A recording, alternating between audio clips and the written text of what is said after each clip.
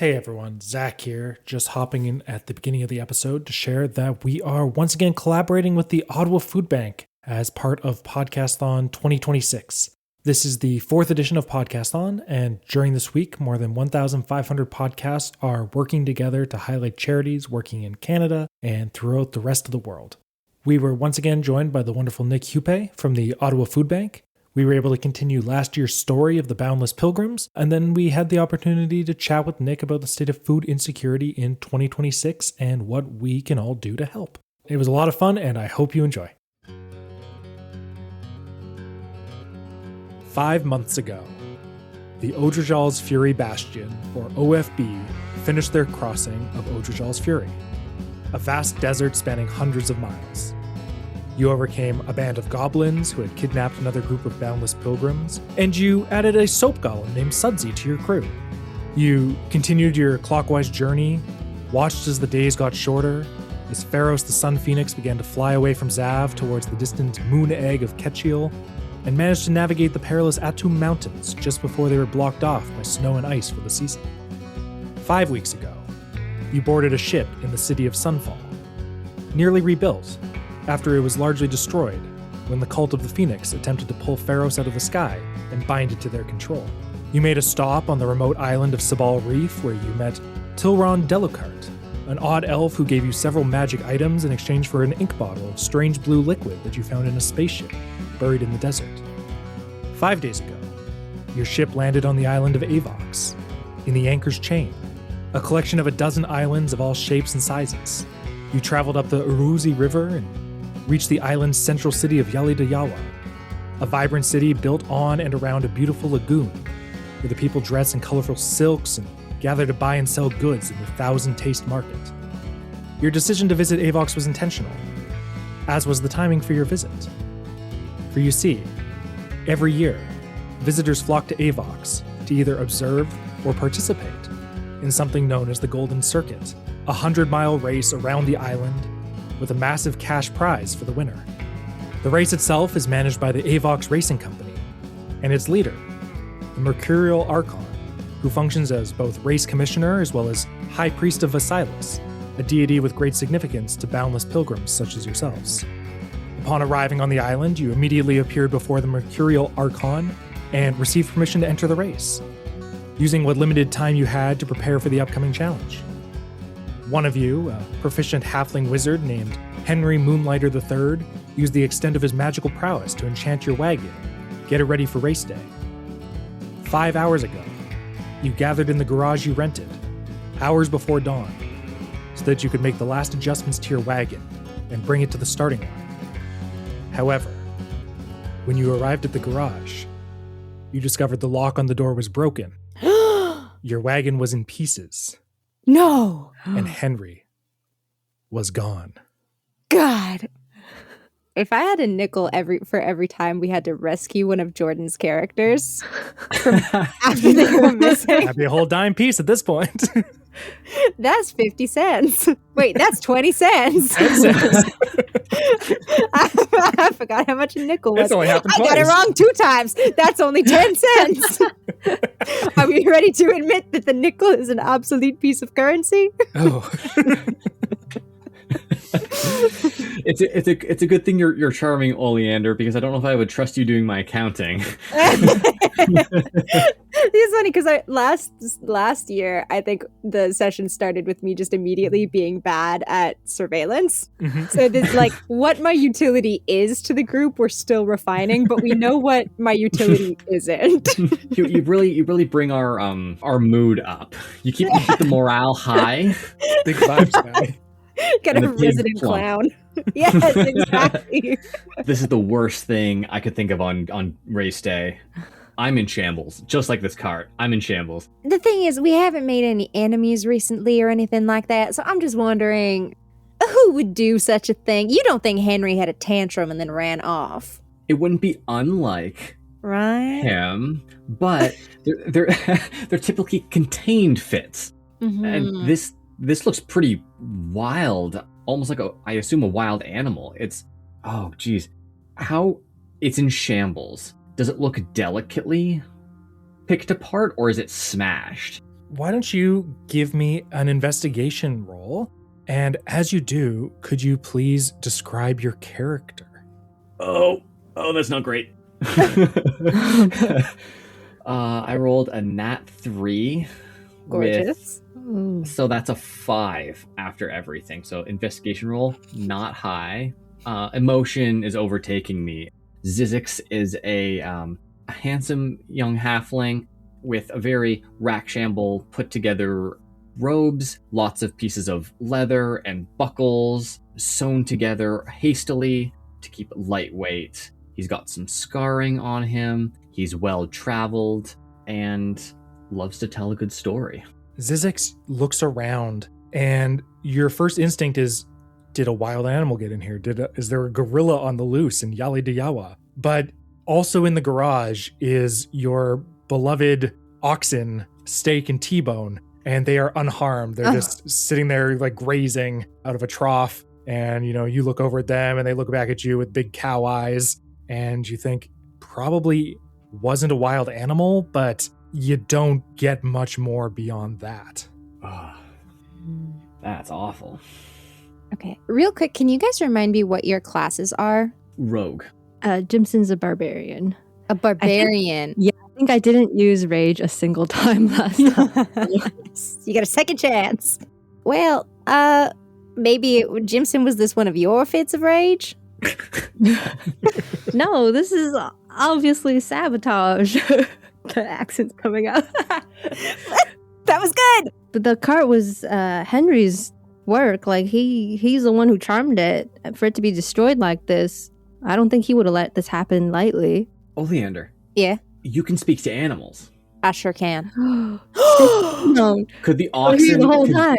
Not that we want to use all your animal speaking right away, but they seem to be the only potential witnesses. That is such a tremendous point. Okay. I assume... so I guess I should describe Oleander at some point.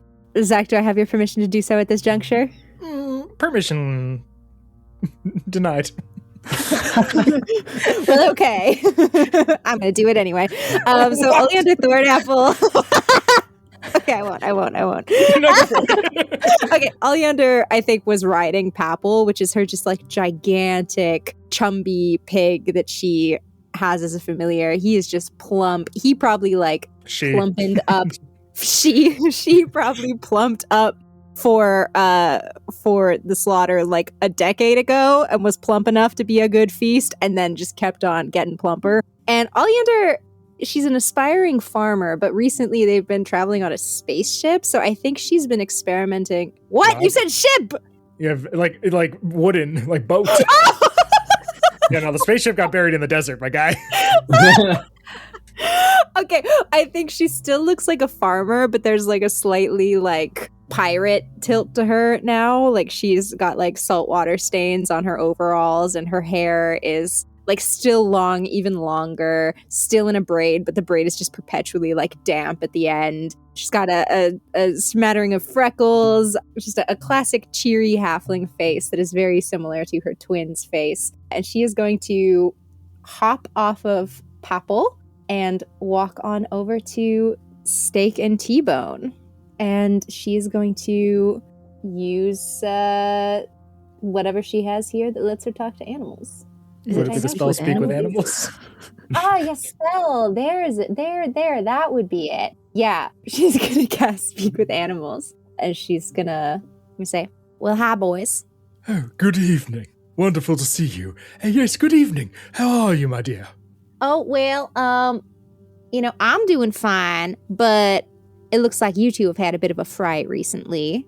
How are y'all doing? I must say, I'm quite scandalized. Scandalized? Here I was, munching my trough, and suddenly a group of masked individuals came in and made a mess of our burden. It is our burden to bear these many years, and now we can bear it no longer.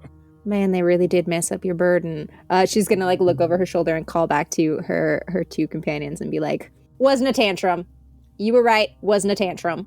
Oh, okay, and these masked individuals, they took Henry with them, did they? Indeed. He put up quite the fight. that doesn't sound like Henry. Playing dead sounds like Henry. Well, no. Ever since that time in the desert, he really took up that that defense mechanism, I must say. It didn't work for that other guy. Let me tell you, the vultures did not care. They told us in great detail about how little they cared. But yes, no, he surrendered immediately, and they dragged him away, and then some others stayed and bashed the wagon quite terribly. Okay, and did they have any chatter amongst them, like, this is motivated by, and then whatever it was motivated by, that kind of thing? I don't understand your language. Like, did they they were speaking so fast amongst themselves? Oh, okay. Well, okay. It was. Oh, okay. Okay. Yeah, you don't understand it. I thought you meant you didn't understand what I was like the question, but no, you do not. No, speak. I understand you right now. You're saying moo and I get that. Yeah. No, yes. No, yeah, of course. No, they did not say giddy up or whoa. And so I did not understand any of their words. And that was not very accessible of them, and I'm sorry for that. I'm sorry you were excluded. Thank you. Now, did they have any sort of identifying, maybe perhaps insignia? Anything of the like? No, they were very tall, though. Very tall. Like taller than two of us stacked on top of one another? Maybe. Can you two stack? Could you two do a stacksies? Yeah, can I roll acrobatics to stack? Yeah, could you please describe Jimson as he attempts to climb upon Zyzyx's shoulders? The smaller of the two of us. All right, bend your knees. Widen your stance a little. I rolled a 17 plus 2, 19. Wow. Nat 1. Reroll it. No. You're a halfling. Oh, yeah, you can reroll nat ones, right? Yeah. That's true. I will never forget this fact. Let's go, Prima. It took us most of the episode last time to remember. Yeah. 11. Jimson, a thick lad, but you brace yourself, tense your abs, and Jimson springs upon your shoulders. Jimson, what do you look like as you stand upon Zyzyx? Jimson, I think, still also looks mainly like a farmer. Like he's been on a ship this whole time. He's even more suntanned than usual. I think maybe over the past 5 months, he's grown out a bit of a beard. And yeah, he's leaned into the pirate aesthetic a little also. I think he's probably wearing like a trench coat over his overalls. Amazing. Yeah. Steak and T-Bone look over. Maybe, perhaps a touch shorter. Just a smidge shorter than that. Shorter than that. Okay. Tall for a tall folk, but shorter than two short folk. Understood. That is very helpful. Thank you, Steak or T-Bone. Now, I don't know, Zyzyx, Jimson, what should I ask these fine folks here? I'm just not really sure what else to ask. I've asked about who came in here, how tall they were, whether they had any distinguishing marks. How many were there? That's a good question. How many were there? Oh, I'd dare say a half dozen. Whoa. Oh. Wow. That's a lot. Would we know that there is a history of sabotage, or is this really unlikely for the race? Give me a history roll. Oh, we're rolling? That is a dirty 20. Whoa! Okay. You know a good deal about the Golden Circuit. This is, like I mentioned, there's religious significance to groups such as yourselves. It is something that is discussed. Maybe not every Boundless Pilgrim participates, but if they happen to be in that part of the world, it sure is a fun thing to see or attend. And with that, you have learned over the years. You've heard bits and pieces here. There is, of course, a cash prize. Cash prize is substantial, and that is probably motivation enough to sabotage. However, there's an added layer. You know, with a dirty 20, that the island of Avox is renowned throughout the entire world of Zav for the spices that it produces.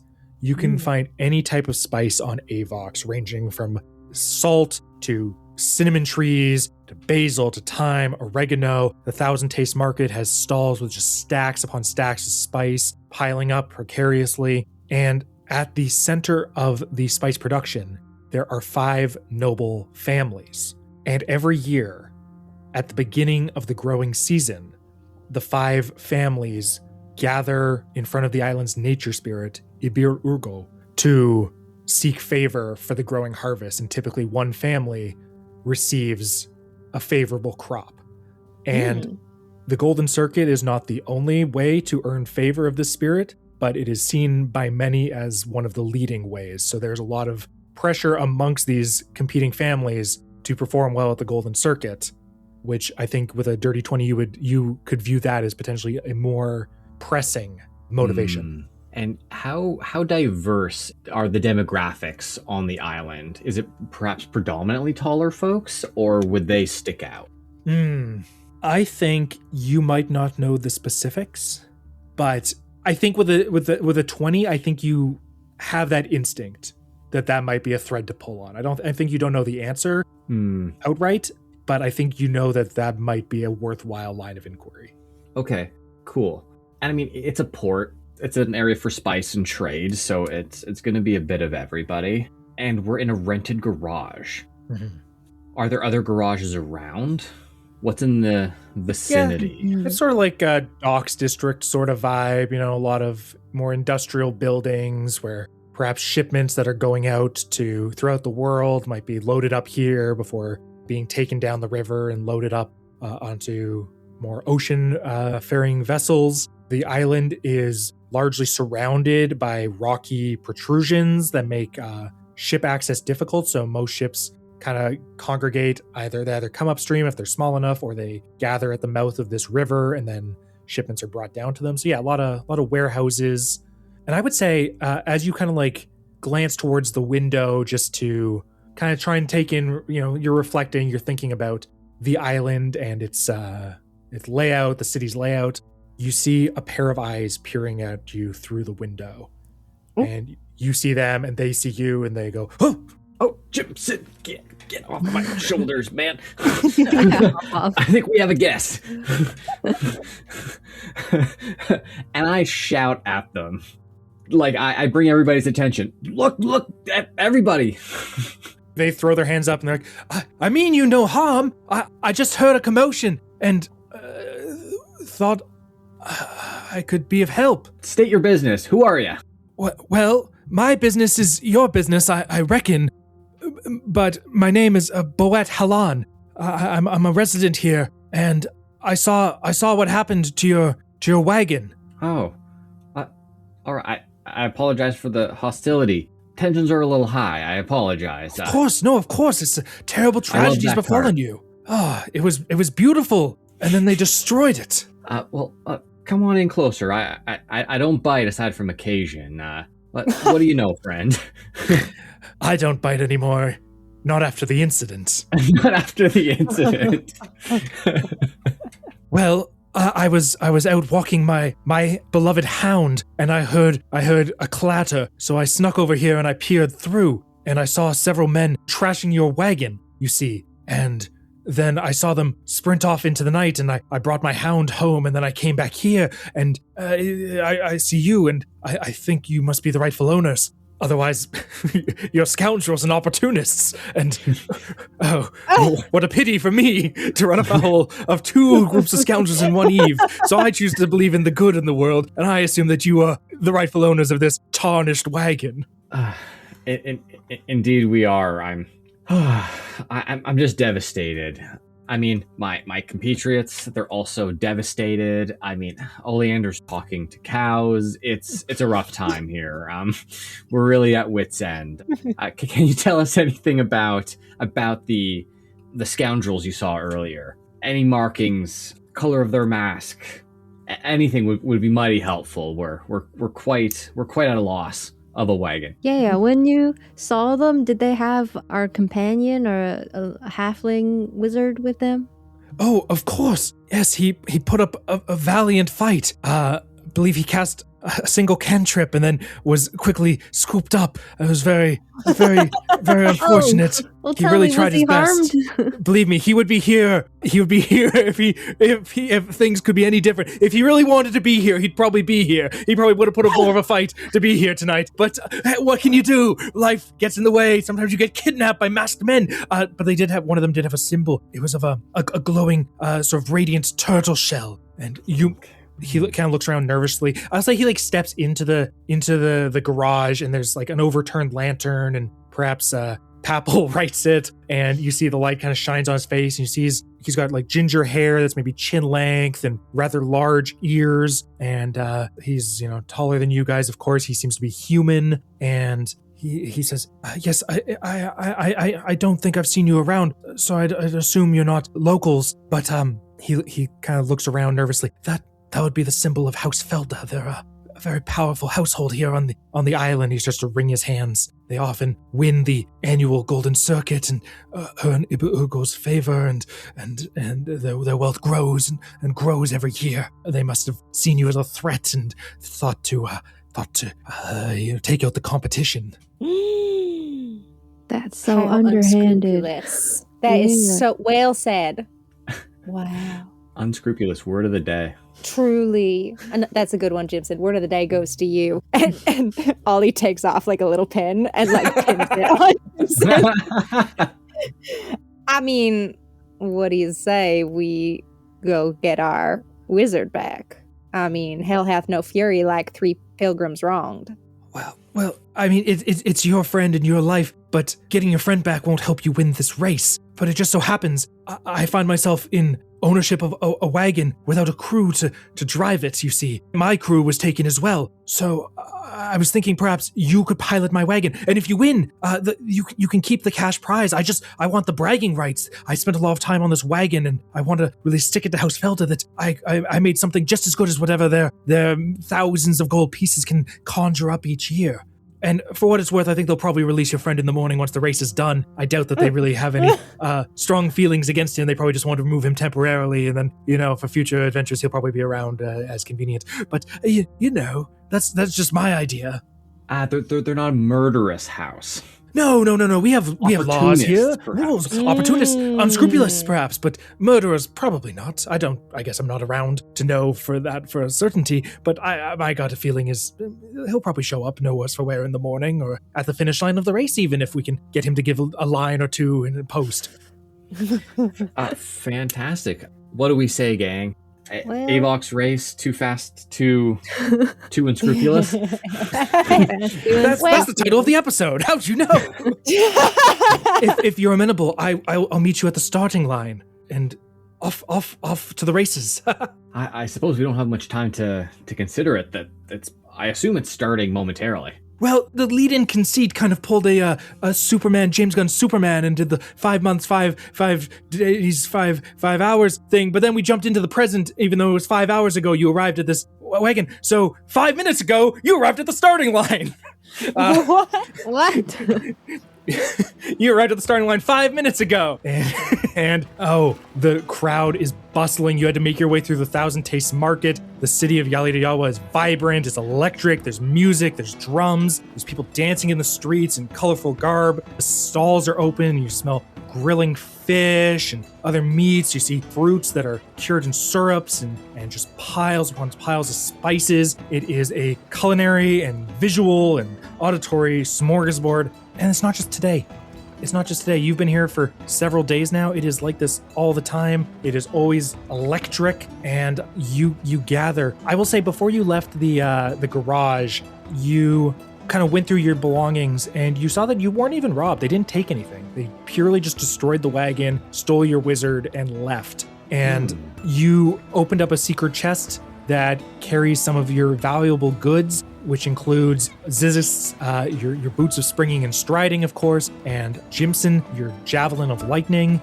But it also includes 3 other valuable items that you have acquired that you received in trade from that spooky wizard on an island. You gave him that liquid you found in the spaceship, and in return, Oleander, you received an immovable rod. Ooh. Jimson, you received a belt of dwarven kind, which raises your constitution by 2 and makes you more charismatic with dwarves. And you mentioned your beard. You have a beard now. It also makes you grow a beard. Related? Unrelated? Hard to say. So, you've got a big beard now. And Zyzyx, you received a robe of useful items, and it's covered in all these different patches. And you know that if you rip off one of these patches, the thing on the patch will appear in your hand. So I will put that in the chat. There's like 15 or so patches, including daggers and lanterns, poles, rope, an iron door, a riding horse, 2 pits, and some other things. So I'll put that in the chat, and feel free to use those at will. This is a dangerous thing to give a rogue. Yeah, I thought so.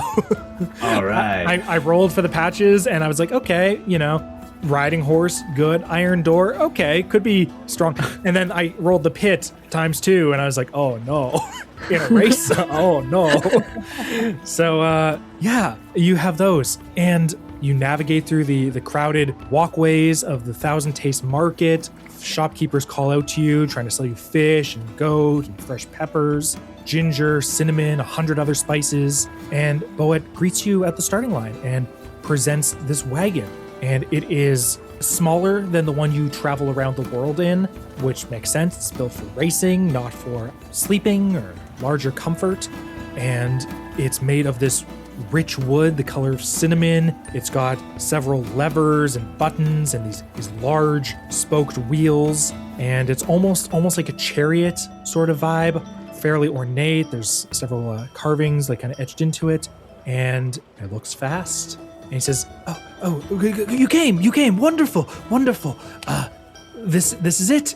It doesn't have a name.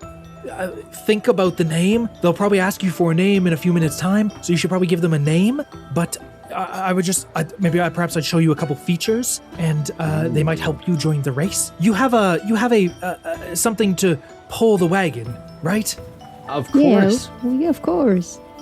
We have our own oxen. Oxen, yes. Perhaps a little slow, but as long as they're able to run 100 miles in a relatively short amount of time, then oxen could work. Well, what is their movement speed? Not fast, but they are slow. Compared to Papples. I think comparable, and maybe as you're debating this, you hear a ooh, and you look past the steak and T-bone and Papple, and you see Sudsy, the soap golem, who's a little bit smaller than when you first met him. He's been helping to keep you clean. You've been through winter. There was some snowfall that kind of shrunk him a little bit, but sometimes he can fly into a murderous rage, and when he is, he's very fast. He's very fast. It's risky, but if there's no rules that say a soap golem can't play chariot racing. How do we feel about steak, T-bone, and Sudsy as our Rudolph? I think that's brilliant. He can make the road slipperier so they will run faster. Yeah, they'll slide. Yeah. Yeah, that's clever. Can only be a good thing. I think so too. Well, I can find a familiar too, can't I, Zach? Okay, you tell me, man. You do have Papple as well. Could I change Papple into something defter, is what I'm trying to find out. Oh, wait. I have a horse in my pocket. I have a riding horse in my pocket. So we could shelve steak and T-bone. Yeah. Well, it's a riding horse, but it's a horse. Horse is a horse. Horse is a horse. So we got a soap golem and a horse. I mean, that is so situationally appropriate. I can't even believe you just had that in your pocket. That is... I think I have just the thing, and I. You rip this patch off of your robe, and this large, beautiful black stallion just appears in the air, and a guy who's walking by eating a kebab looks at the horse and says, "I gotta get me another one of these," and walks off into the crowd. May I present Shadowfax? No relation. Shadowfax, no relation. A fine name for a steed. Last name, no relation. It's from a different island. Of course, yes. No, we all know Shadowfax, Lord of the Horses, doesn't look like that. Not at all. He's from a different region of Middle-earth. Of course, yes. Well, wonderful. You have a steed and perhaps a soap golem. That's fun. And might I present some of the bells and whistles of my fine racing chariot? Here, he points at a lever. If you pull this, it releases a drag mat, and he pulls it, and you see this like sort of like almost like chainmail. This like metal sheet drops out from the bottom and kind of hits the ground. He says, if you're at speed, this will slow you down, but it'll kick up a good cloud of dust and debris and make things harder for those behind. Make it perhaps a little easier for you to distract them. And over here, and he points to a button, this releases some spikes from the cinnamon forest that might repel any boarders. Yes, there's sometimes boarders in these sorts of races. People get very enthusiastic, and maybe you need to like say no, like a porcupine, and you need to bristle. So cinnamon spikes, and then he points to a cage, and that's a monkey. So it is. Yeah, I can confirm as a ranger. Actually, is it a monkey? It is. Okay. Seems to be a capuchin.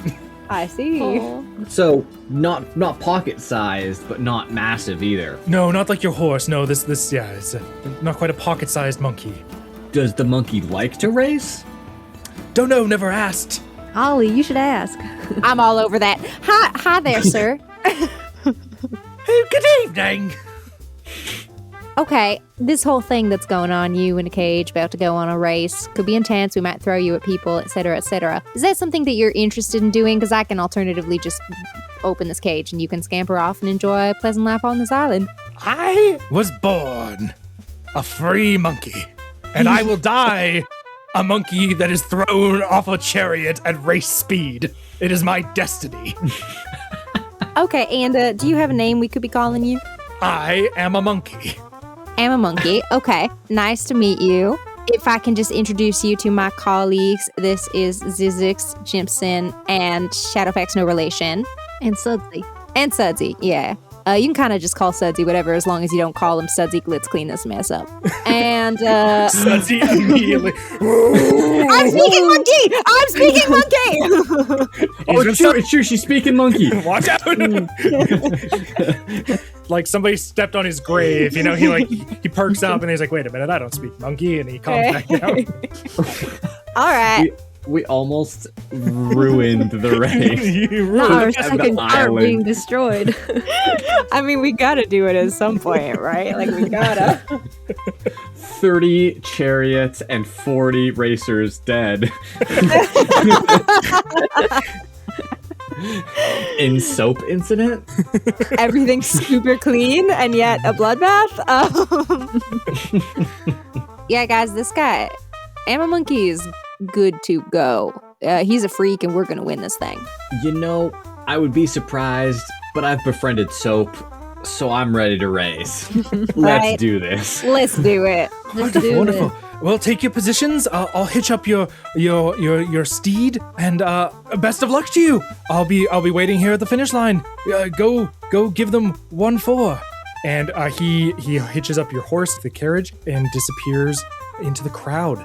And a few minutes later, a hush falls over the crowd as an individual covered in these vibrant red and orange and yellow silk robes. They mask their features. You can't see their face or even their hands. They're wearing gloves. Steps up onto a platform, and a hush falls over the crowd. And you would recognize them as the Mercurial Archon, the commissioner of this race. And they raise up a hand to the crowd and say, "Greetings, everyone. Welcome to this year's Golden Circuit." And the crowd erupts into cheers. We have some of the finest racers from throughout Avox, as well as the larger world, here today, and they will engage in a death-defying race around the island.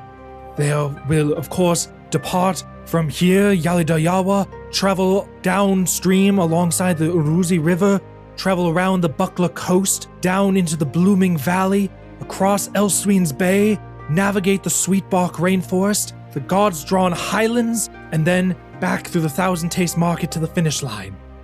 The winner shall receive 1,000 gold pieces, as well as the favor of our nature spirit, Ibe Urgo. The losers, we might not ever see them again. Let's have some fun.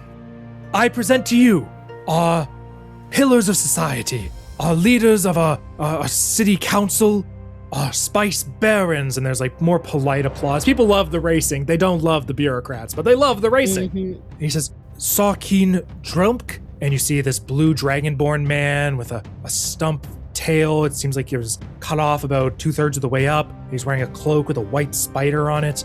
Ileana Pelamet, and you see this larger woman. She's in her 60s. She's walking with a wooden staff that has flowers blooming off of it. Amal and you see this hawkish man. He's wearing a set of armor that seems to be well worn with this dark hexagon insignia on the breastplate. Sabeka Felda, and you see this old turtle woman, this like bipedal turtle with these little barbells, like spiky protrusions coming off of her chin, and she walks with a bit of a hunch.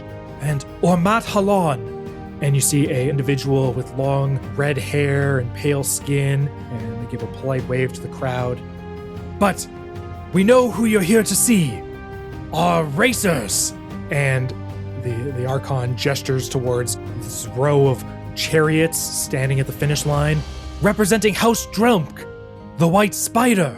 And you see this glassy wagon with 8 legs attached to it, and with each of those legs, a wheel. There's this blue dragonborn and 4 kobolds checking the systems and the levers and the dials, and you see that it is pulled by 2 white spiders with these blue spots on them. They're fairly large, like you could ride one of them. They're big enough to support one of you. Representing House Pelamet, the Beached Whale, and you see what appears to be a ship that has been converted into a wagon. It's got a mast and sails, and you see several dwarves dressed like sailors standing upon it, and it seems like some wheels were attached to the base of it, representing House Ear, the battle wagon. And you see what appears to be very much just like a Roman chariot, and you see these half-elven triplets standing upon it, waving rather severely at the crowd, and you see that it's pulled by 2 cassowaries, just these large, bipedal, predatory birds. Scary things, look them up, they're scary birds. Representing House Felda, the diamond shell, and you see this sparkling, it looks like a turtle shell made of diamond. And you see this one turtle, he just raises his hand so slowly at the crowd and takes like 30 seconds for him to wave. Visiting us from our friends to the south, we have the Junkmobile, and you see what looks like a trash wagon. That is, you see several halflings dressed in like a Mad Max style, just like torn off like sleeves and vests and just like goggles and looking just like very intense. You see this dire boar, this massive boar with these large curved tusks pulling it into position. The stone shield, and you see it looks like a coffin. It looks not aerodynamic in the slightest. It is carved stone, and you see a pile of boulders in the back, and these Goliaths, these large giant kin are standing upon it. They've got shaved heads, tattoos that kind of wrap up their necks onto their skulls, and they nod. And representing House Halon, I'm sorry, I didn't get the name of your wagon. And he looks at the 3 of you. Damn. We didn't get that. Ooh. What was the name of our previous wagon? The one that got wrecked? I don't think we ever named that one. Oh, shit. This is... Everyone's staring at us. This is a nightmare. This is called the Yes And. The Yes And! The Yes And. No. Somehow not the worst name we've heard today. That goes to, what was that? Junkmobile? That's the worst one. That's my least favorite. I don't like that. That was actually what I was thinking before they took it. That actually was my first pick, so. Zyzyx is all red. He's so embarrassed that this is happening in this race he's been looking forward to for so long. Yeah, everything really has gone wrong today. Like, we didn't have time to put on cool outfits like everybody else. Racers, take your positions. Race in honor of our speedy Lord Vasilis and bring honor to our island. Ready? And you hear the sound of oars start to get revved up and sails are lowered. Set! The Goliaths start to like pick up some boulders and like kind of toss one up in the air and just like catch it and testing the weight. Go! And you take off. The 7 wagons tear off down this stretch. You're on like a wide street, and it leads kind of alongside, kind of wraps alongside this river that, leads out of the city and down towards the coast, and it takes off. I need to ask, who is piloting this here vessel? Ooh.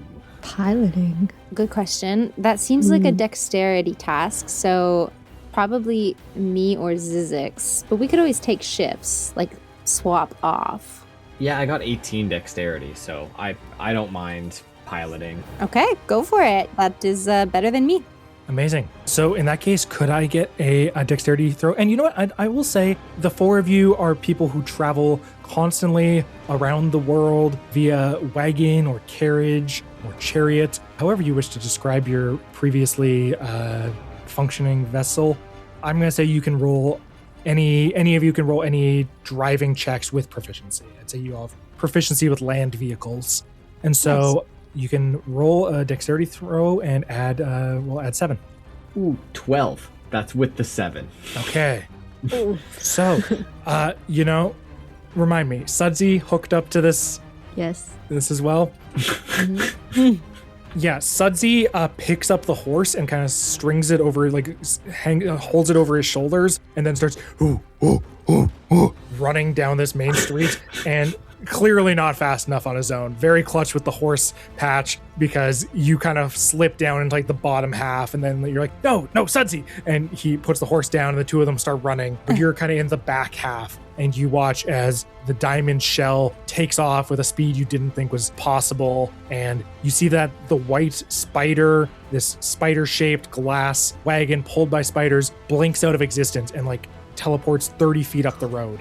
And then the spiders keep running and yeah, the wheels are just kind of like shopping cart wheels. They're kind of like wobbling every which way. And it's like, it seems like poor design, but they've got the power of teleportation on their side. So, maybe it makes up for it. And the race goes off. Jimson and Oleander, what are you doing as Zyzyx pilots this wagon? Jimson, what do you got? Okay, I think we should make a game plan. So it's the turtle group that wrecked our carriage in the first place, right? Seems to be, yeah. I think we should gun for their team and knock them out of the race early. That's good thinking. Yeah, I like that. See, I was kind of fixated on the triplets. I was like, being a duplicate is our thing, Like I was gonna. So maybe prioritize the vengeance, but if we get a chance to turn them into twins, you know what I'm saying? Or just, just eliminate their cart. Maybe we do that. We probably want to keep Sudsy, but I don't imagine he's all that fast. Okay, what if we tell Sudsy to drop Shadowfax, no relation, and run in front of the horse instead? Like those people in curling? And sweep the road. I feel like that will only slip up the horse. Or we would go faster. I like where you're thinking, what if we got into like first, second place, and then we cut Sudsy loose? We outstrip Sudsy, and to all the people behind us, as we yell, as we leave, we go, Sudsy, we activate him, and then we just leave it in our dust, Just leave him behind to... Yeah. What if we activate him now and just do that now? Oh, just eliminate the competition right off the bat. Yeah. Well, we're in the back half right now, so that would only clear up the people who are the least competition to us. Mm-hmm. So I agree. We got to get to the front. Top 3, yeah. Okay. Mm-hmm. So top 3 contingency. I like that. Is what you're saying. Do either of you have distance weapons?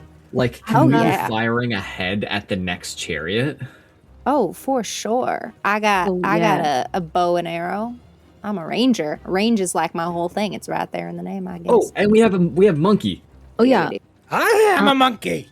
But that we might want to keep until that's a for sure throw. Like if we can drop that into someone else's chariot, that's ideal chaos. Is reaching the arm over and just letting the monkey do chaos. But I imagine we have to be close for that to risk not killing monkey before his murderous ecstasy rage comes to fruition. Okay. That's a good point. Yeah. So we're in the bottom half. How close is the next closest cart? I will say 20 feet in front of you, 30 feet in front of you, something like that. Okay. Is it a dead shot?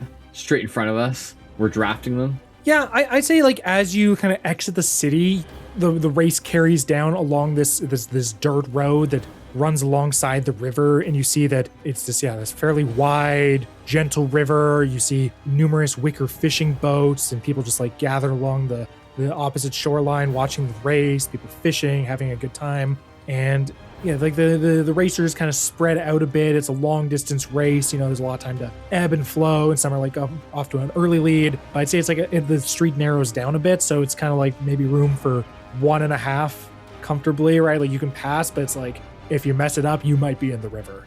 Ooh. Do we try to edge him off? Do we try to squeak up beside him? Or do you want to pock a shot? You know what? I bet I can shoot that wheel. Let's try to get them to veer off on their own first. Yeah. If it doesn't work, we can pull up beside them. I like that plan. I like your plan of shooting the wheels because I was thinking about shooting them in the back. So, so let's do your option. Well, how about mine is the first resort and yours is the second resort, and we got contingencies. I love it. Okay, I'm gonna notch a shot, and I'm gonna aim it for the spoke. Like I kind of want to almost break the wheel off or like loosen the wheel if I can, and I'm gonna aim and fire. Okay, sorry, which one are you aiming at? Just the one in front? Yeah, I'm gonna aim at the front wheel, hoping that I can get them to veer off into the water. Okay, give me an attack roll. Okay, everything is falling off my desk, but it was a natural 20. Woo! Hey! Wow. So that's a 28 to hit. Could I get like a damage roll? You could get like a damage roll. It's but a simple bow and arrow. It's nothing overly. Oh! I rolled maximum damage. That's an 11. 11. My lord. You shoot the front wheel, and we'll say you shoot at the junk mobile. They're the ones in front of you.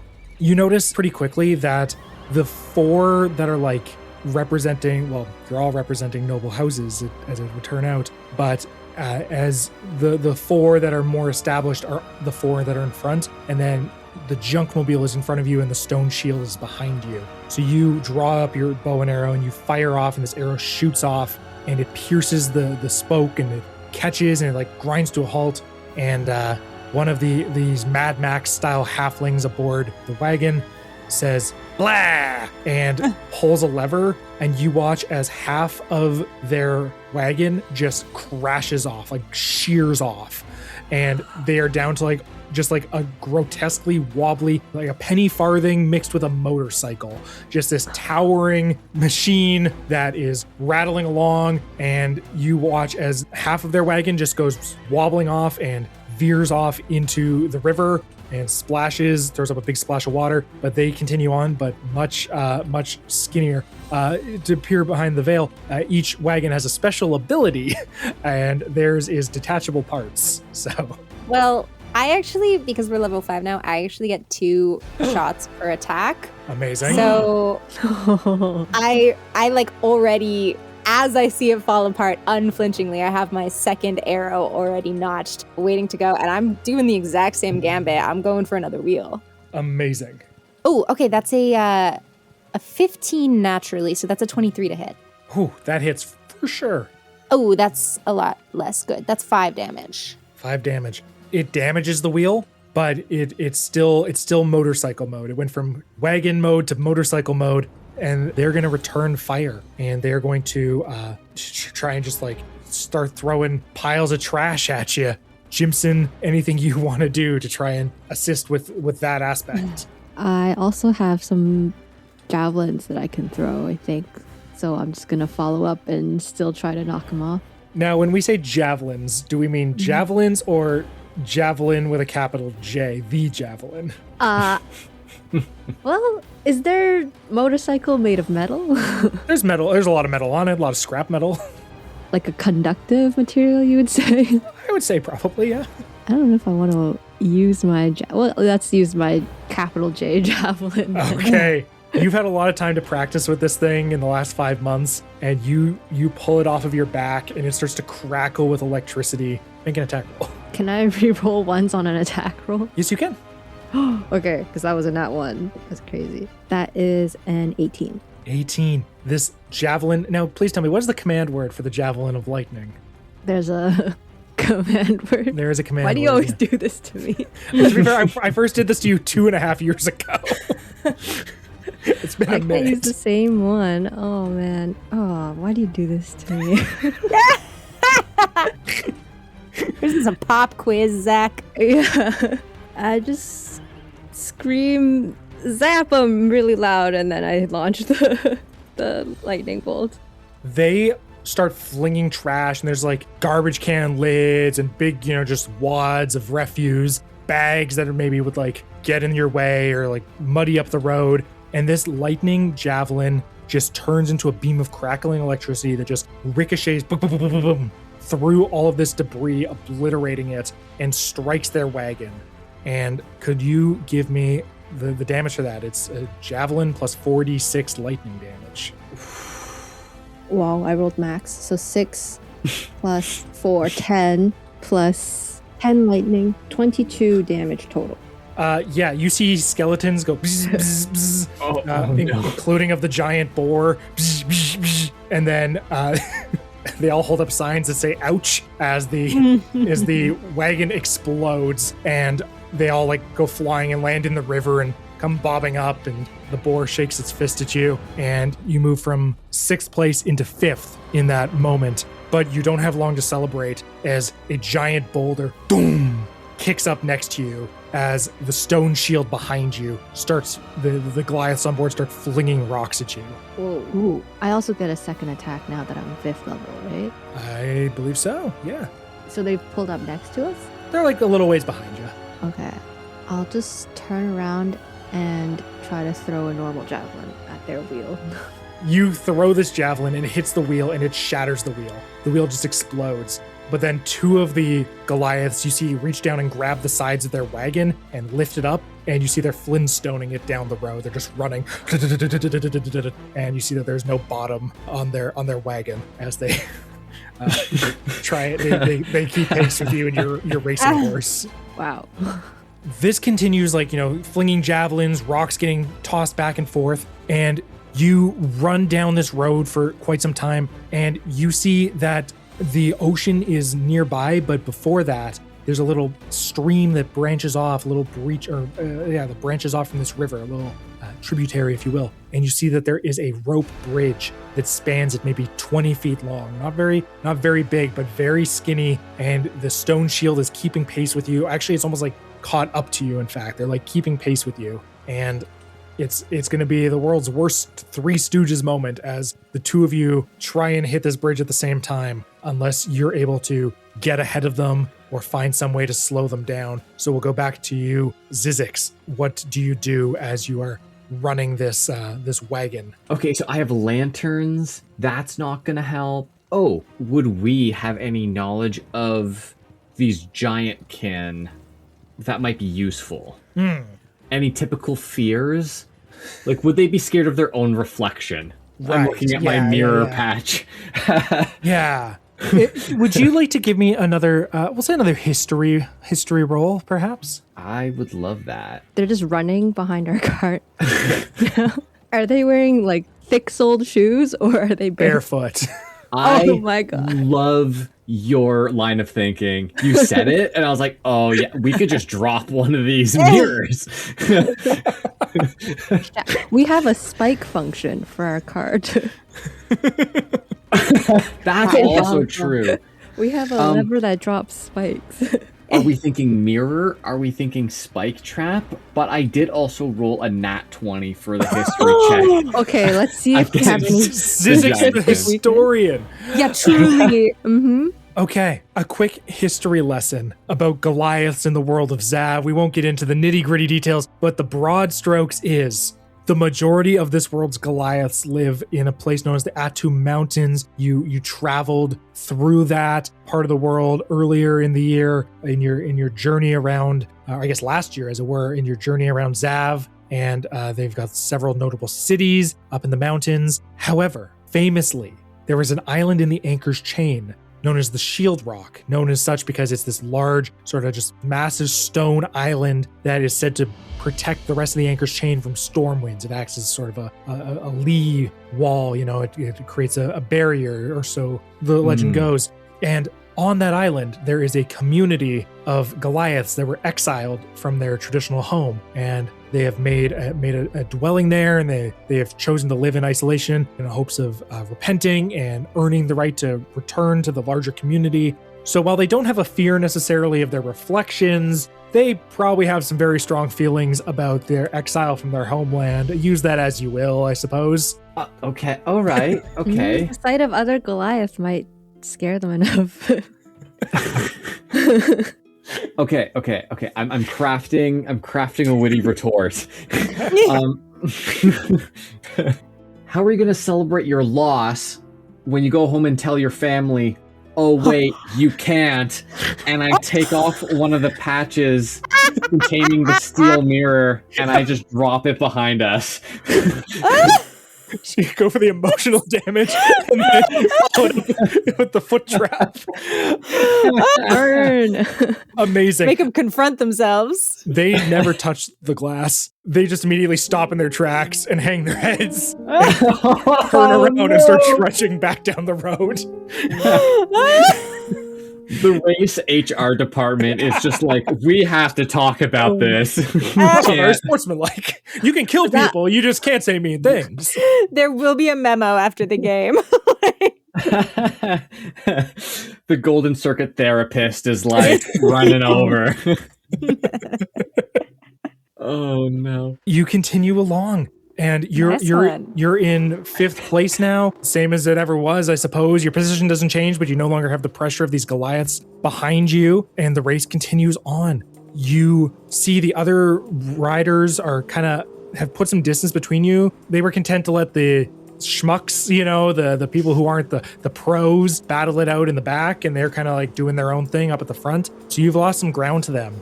And you see as you follow this road, it curves and veers to the right and starts to track along the coastline. There's clear markers, there's flags every so often to tell you where to go. It's easy to navigate. That's not part of the challenge. And you watch as the ground around you starts to become more uneven, and the ocean waves crash against the shore, and you see the shoreline is just littered with hundreds and thousands of basalt columns, just like these stone hexagonal columns jutting out from the ground at all these seemingly random angles. And as you run along this road, sometimes it rises up and you're running alongside cliffs and just like these large drops down to the ocean. And you see just these farms where they're growing ginger and turmeric and other spices of that nature. And you continue along, starting to maybe catch up a little bit. And that's when, dare I say, disaster strikes. As the beached whale, this ship turned into a wagon, you see the diamond shell begins to flare up. It's like a bright mote of light. It's like staring into the sun. You watch as this diamond encrusted turtle shell starts to glow bright, and the dwarves aboard the beached whale clutch at their eyes, seemingly temporarily blinded, as this turtle shell catches the sunlight and refracts it at them. And you watch as their wagon crashes in to one of these stone columns, and one of the dwarves says, "Down with the ship, lads! It's been a pleasure serving with you!" And they wave little flags, and you're looking at them, and they're just on the ground. They're just like, their wheel is broken. Okay. They're not in the water. They just wrecked their ship. And you watch as this massive stone column begins to crack and shear and starts to slide apart from itself. And within a few seconds, it's going to crash and just completely blockade the road, cutting you off from the rest of the race. What do you do? Oh no. Jimson, you got something for this? What? How are we gonna? I have nothing for this. Is there anything we can do to boost our speed to get past it? We can make Sudsy go faster.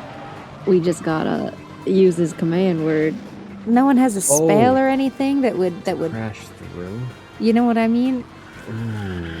Oleander, not to distract from the strategizing. Of course. I think Speak with Animals doesn't last as long in 5e as it does perhaps in Baldur's Gate, but for the purposes of this episode, this recording, I don't care about that. And we'll say your Speak with Animals is just still active. Oh, nice. And this horse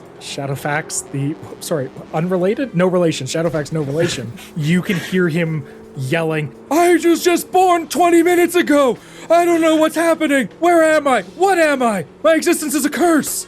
Okay. Oh, no. Y'all, I have an idea. And as I talk, I'm like climbing over to the front of the carriage, and I think Oleander's plan is to like hop onto the horse and like soothe it and talk to it like up close. But while she like grabs onto people's heads and whatever, as she like stabilizes to walk forward, I think she's like...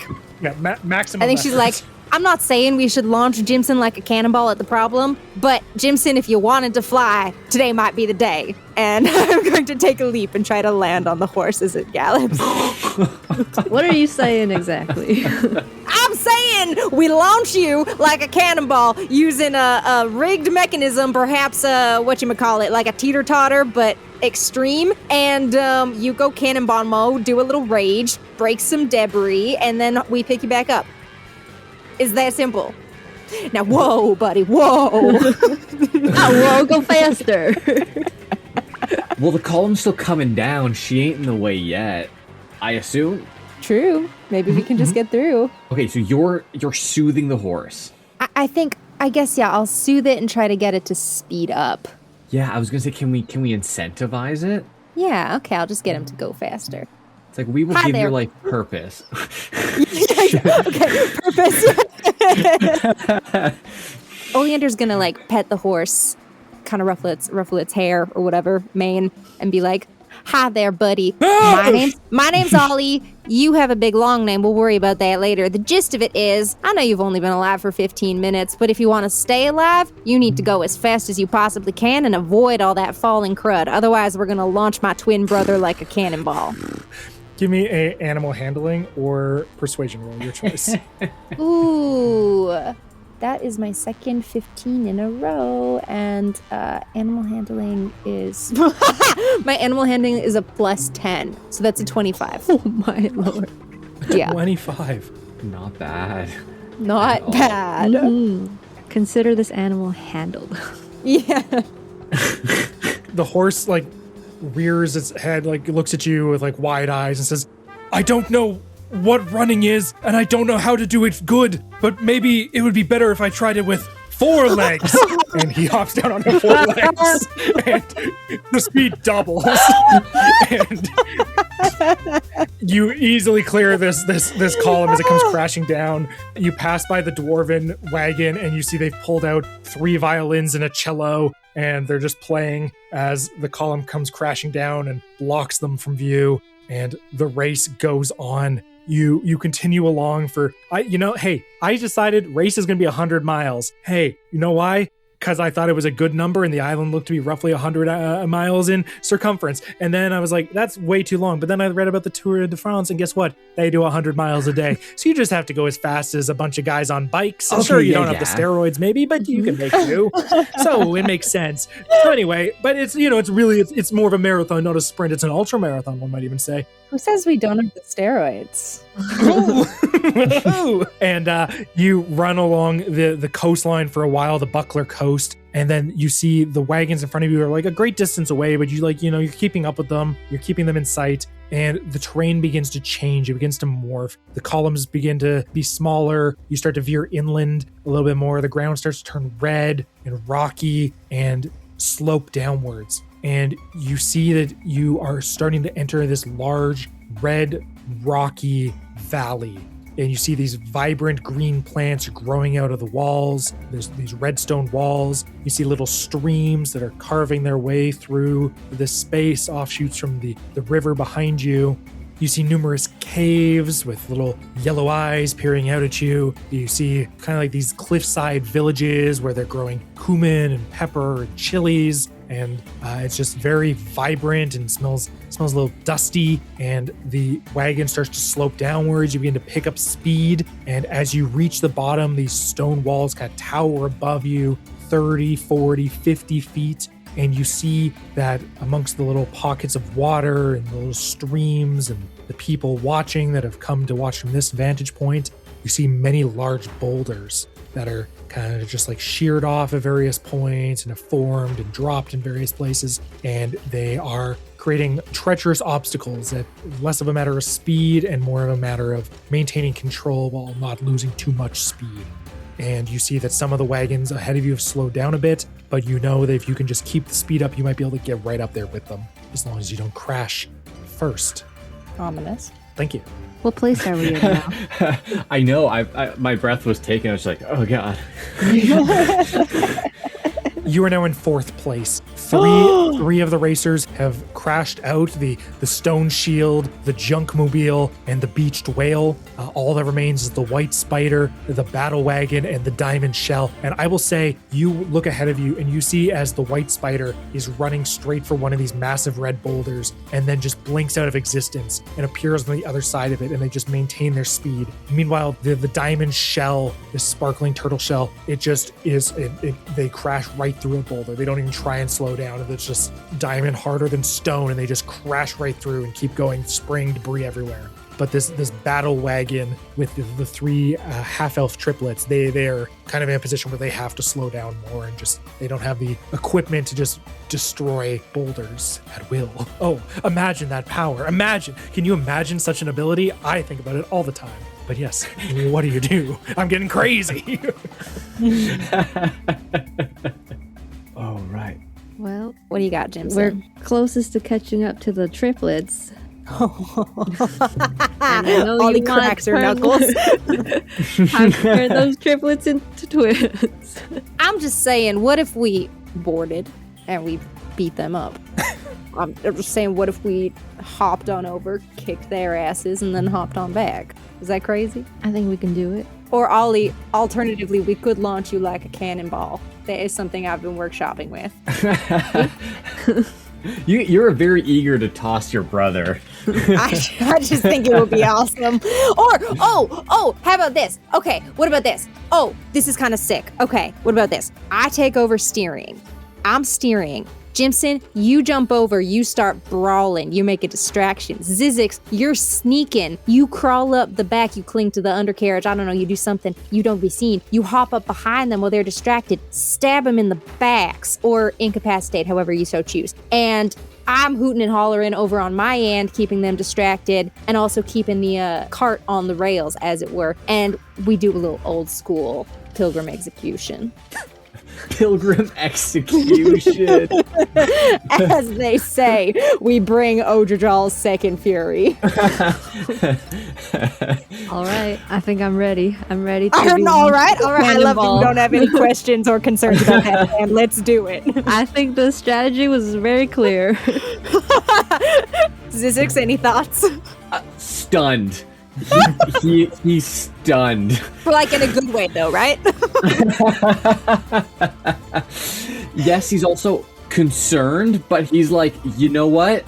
Halflings are gonna halfling, and I think he's like, you know what? Only one of us has to finish this race. You know, as long as somebody is aboard the yes and, let's do it. So we're tossing Jim, and I'll perhaps climb out onto the horse and attempt to hide for his time to strike.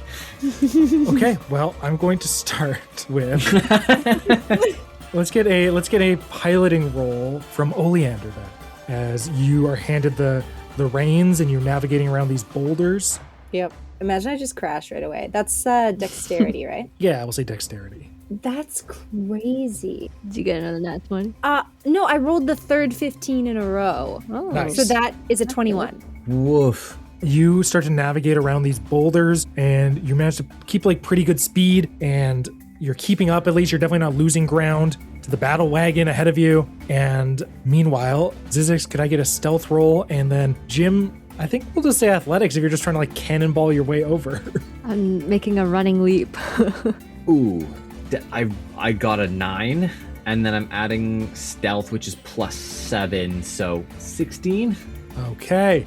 16, not too shabby. Yeah, you climb alongside this horse and you're kind of like blocked from view. The horse, his eye is like pressed up next to you, and it's like looking at you, and it's like it has no idea what's going on still, but it has been taught to run, and it is running, and it's running. Oh, it's running so fast and good. And you watch as Jim throws himself off of the wagon into the air.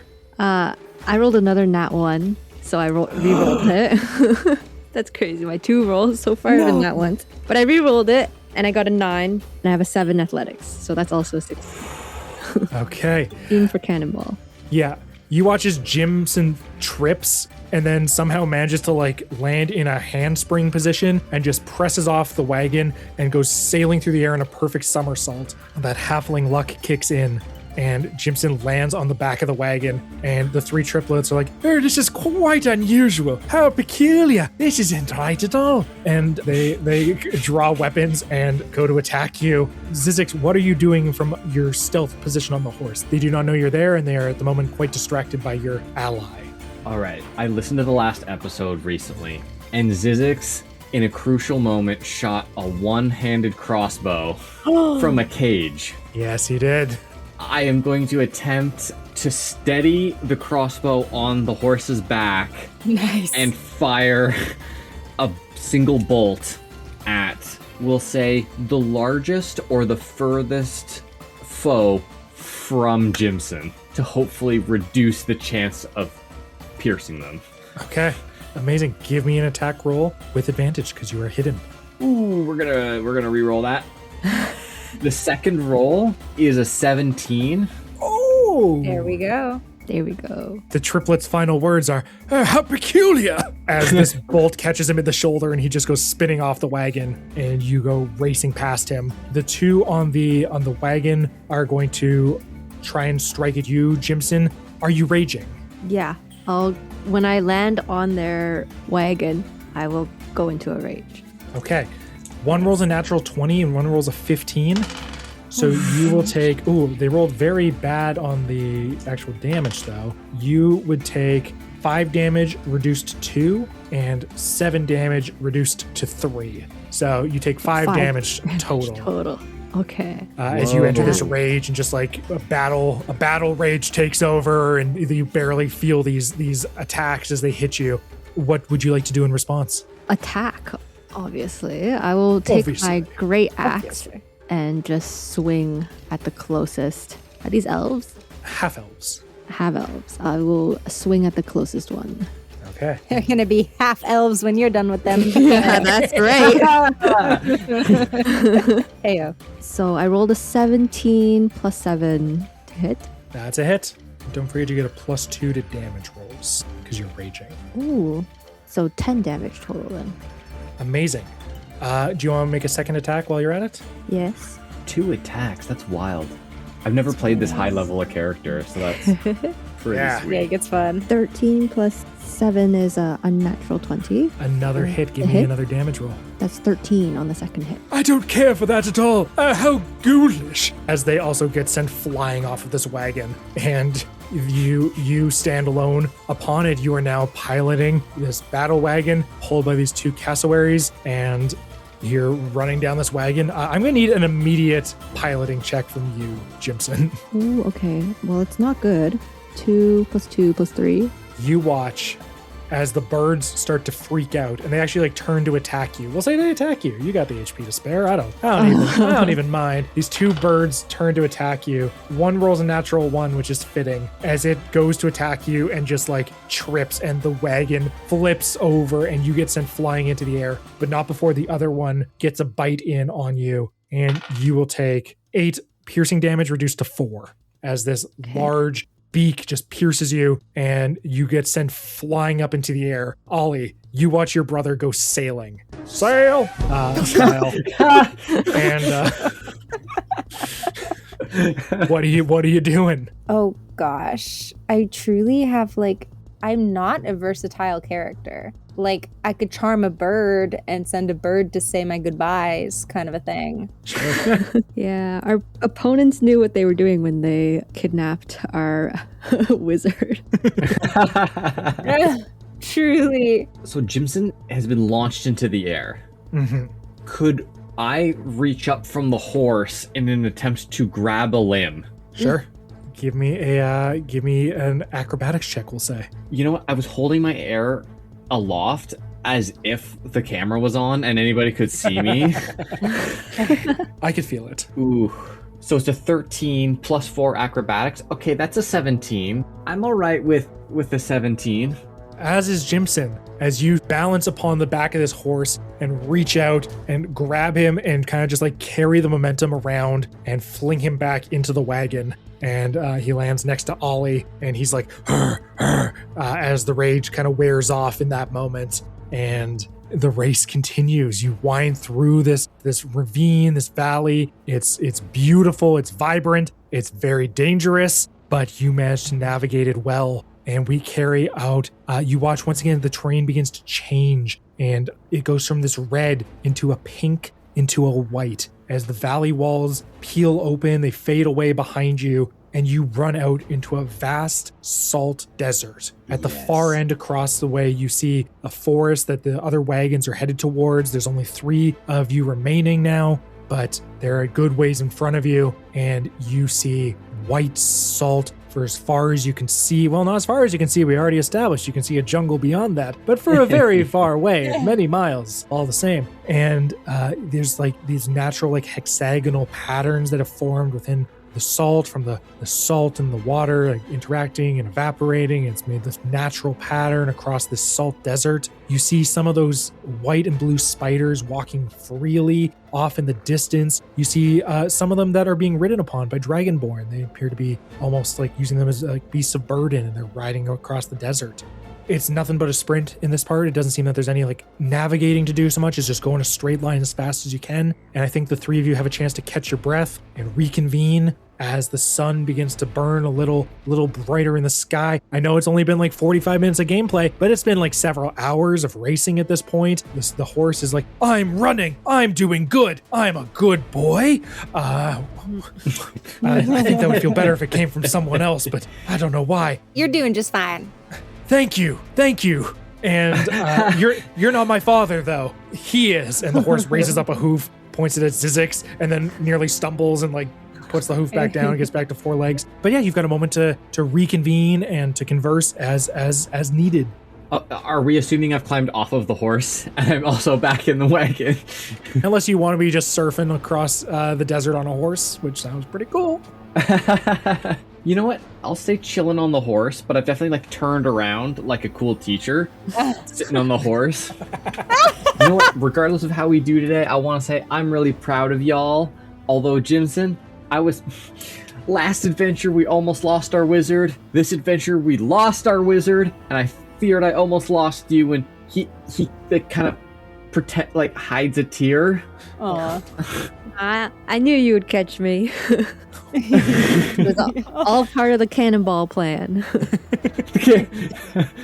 The Cannonball Brothers. Now, we're the only set of triplets left in this competition. You're an honorary Thornapple now. You sure are. There's now 2 streams of tears. It's a little salty here. Don't. It's just pretending that it's the dry weather. You feel a heavy hand upon your cheek as Sudsy reaches over and wipes the tear away, leaving a streak of suds behind. And you see his hand is just a little bit smaller than it was before. Oh, right in the eye.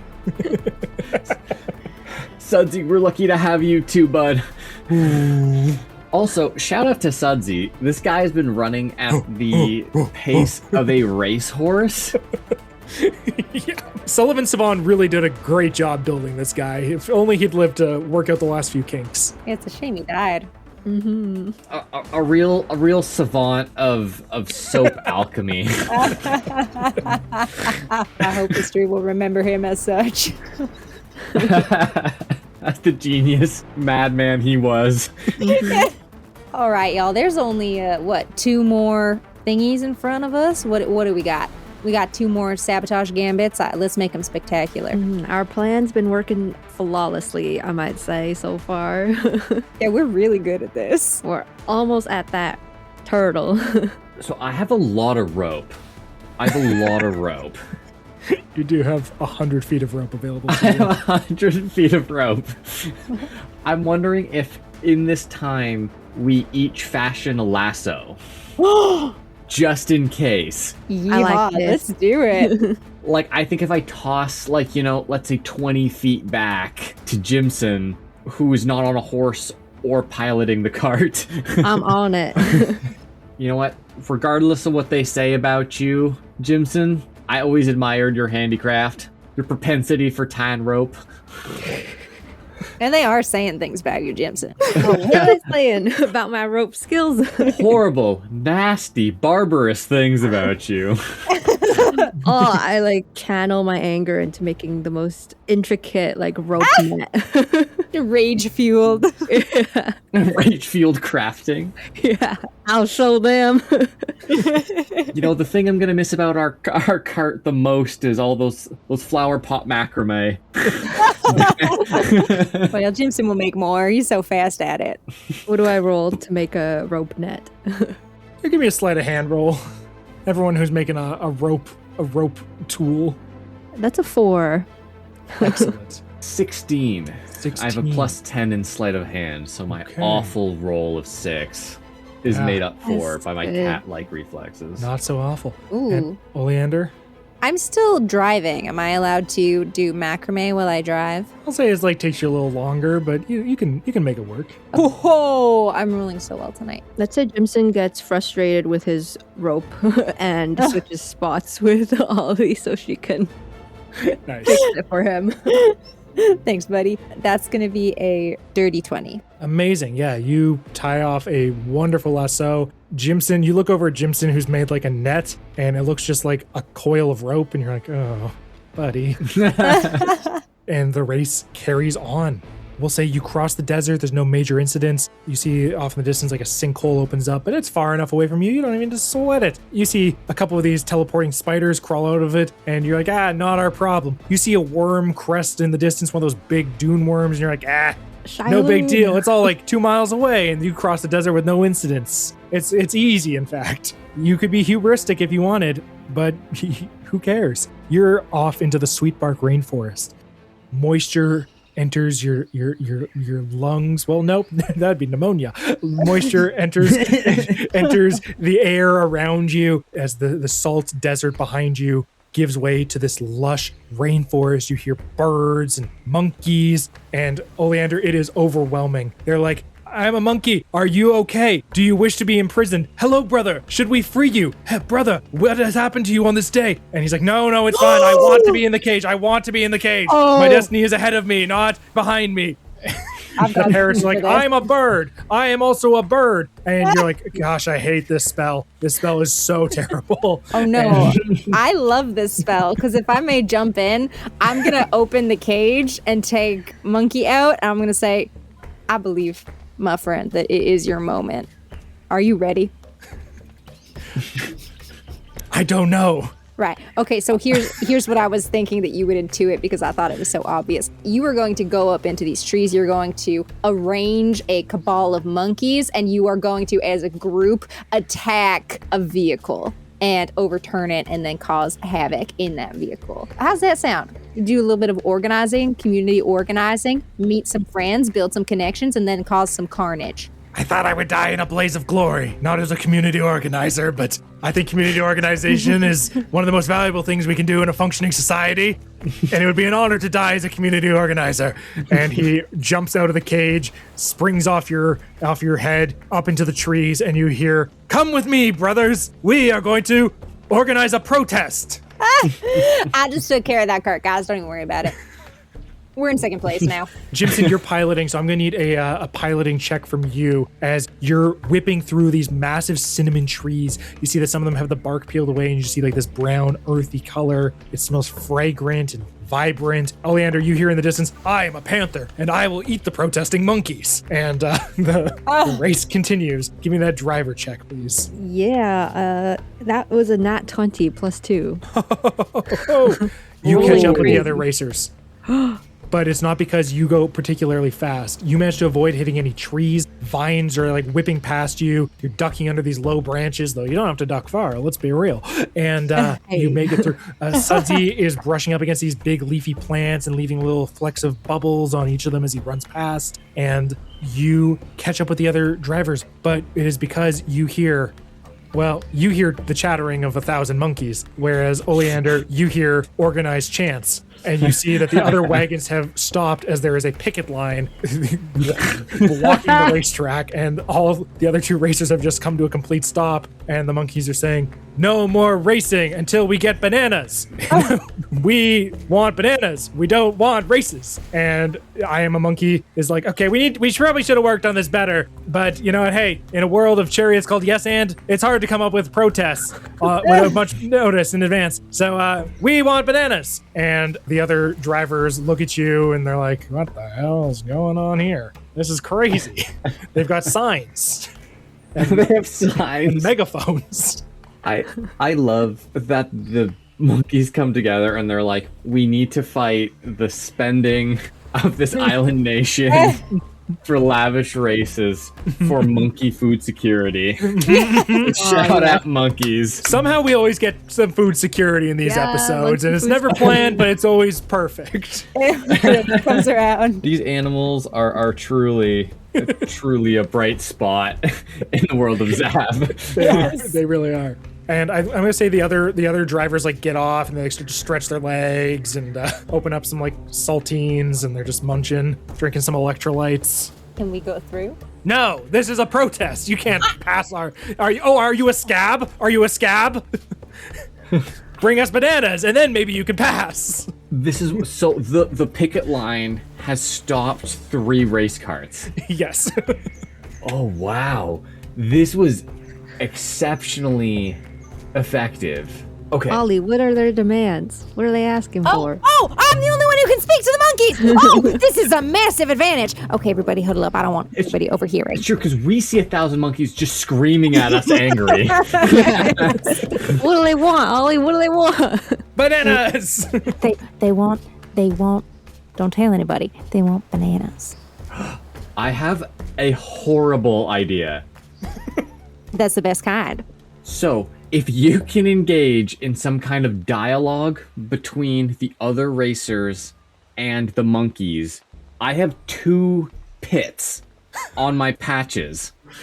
So if you remove the racers, I can just put a pit under both carts, sinking them, saving lives, and then we trot on to victory. I like the way you think. And then maybe, Jimson, you could work on getting some bananas to buy us a way through the line of monkeys so they don't be chasing us. And then I think that's a perfect plan. Sure, you organize a banana brigade. Yep. And I stealth to some sabotage, and we can have a leisurely trot to the most money we've ever made. All right. We are in a rainforest. Are there any banana trees? You know, it is a spice island primarily, but you need some food sources. Yeah, there's Spiced bananas? Well, you know what? I'm gonna say, give me a survival check. Is you spiced bananas? Nope, no spiced bananas. Spiced bananas. That's a 17 for foraging. Yeah, you venture off into the jungle and you look around and you see a big cluster of bananas up in a tree nearby, and you're like, monkeys could probably get their own bananas, but all right. It's their first time organizing a protest. Maybe they haven't exactly figured out the nuance of collective action. So what's important is that you get together and you go out, you know? They've done the hard part. Yeah. They're bringing attention to the issue. Yes. Exactly. They're having a conversation. And I'm proud of them. Jimson, how do you want to get these bananas down? They're pretty high up. I'm going to say 30 feet. It's a big tree. I chop it. You chop it. Okay. Yeah, you take your axe and you just cut this tree down and it crashes to the ground. A lot of the bananas get mushed into paste, but enough of them are intact. Oli, you hear from the jungle, "I am the big monkey at the top of the tree." Ah!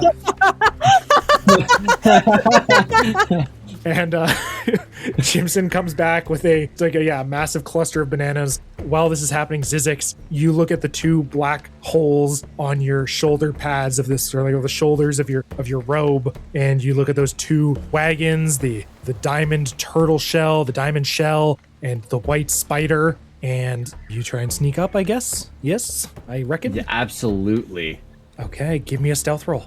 17 plus stealth, which is another 7. Ooh! So that is a 24 for stealth. Amazing. Nice. You jump off your wagon, and the guy who's eating the saltines is like, salty.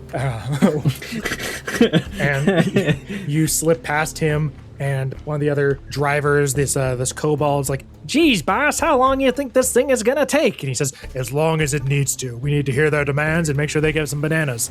And you, that's right, I can speak monkey too. And you reach up and you carefully remove these two shoulder patches, and I'll say like a couple of frisbees. You just dunk, dunk, chuck them underneath these two wagons. Yeah. And you watch as two 10-foot wide holes appear in the ground, completely swallowing these wagons. They disappear into the ground with a crash as Jimson comes running up, bananas in hand. The monkeys go, bananas! And they like climb all over him. He disappears from view. And the guy eating the saltines is like, he doesn't fall into the hole, but his wagon does. We'll say he's the turtle. He's like, my wagon.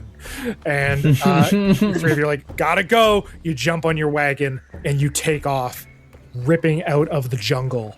The ground begins to slope upwards, and you enter the God's Drawn Highlands. There are these just rocky, lush cliffsides. Off in the distance, you see this massive stone castle with banners bearing that diamond turtle shell symbol on them. And you see just like hundreds of people, many of them turtles, gathered on like on the walkways and the walls of this keep. And they look, and there's like cheers, and then they see that your wagon is the one in first, and there's like a murmur of confusion. And the three of you are like, hell yeah, we did it. We won the race. We just have to get down these switchbacks. You see these switchbacks that lead down kind of towards a beach. And then beyond that is the jungle, or like the forest with the river, which leads to the capital city. Easy money, right? Perhaps you let the horse slow down a bit. Sudsy takes a breather, though he doesn't need to breathe. And you have, once again, a moment to yourselves as you essentially are on a victory lap.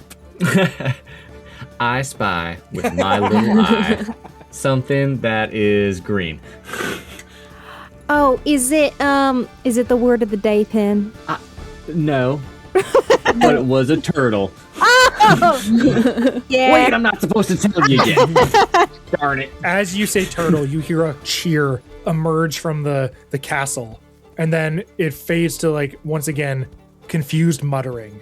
And you glance behind you, and you see the white spider missing two of its legs. We forgot about them! With the ability to teleport, has rejoined the race. They're perhaps 100 feet behind you, but the spiders are running, and every few seconds they blink forward along with the wagon, and they are catching up as you run along. You've got a lead, but it's not a big one as you hit these switchbacks, and it's precarious. If you go too fast, you round these corners too quickly, you're gonna topple off into the ocean, onto the beach below. Last I checked, Jimson is driving. Who's driving now, actually? You guys got off, so who's the driver for this leg? I'm happy to drive, because I think you two both ended up kind of doing stuff with the last plan, so I kind of imagined Ollie like getting the cart ready to go at a moment's notice. Yeah. Start the car. Yeah. Exactly. Okay. They're catching up. Okay, so what do we have on hand? Any spider repellent handy? You reach into your bag and you pull out the can of spider repellent and you shake it. Empty. Damn. We used all out of deet. Okay, we have plenty of rope. So much rope. I also have 2 lanterns full of oil and lit. What do you got, Jim? In my pack, only javelins, pretty much. Just javelins. Normal ones. I used up a good one. A javelin man, if there ever was one. Mm-hmm.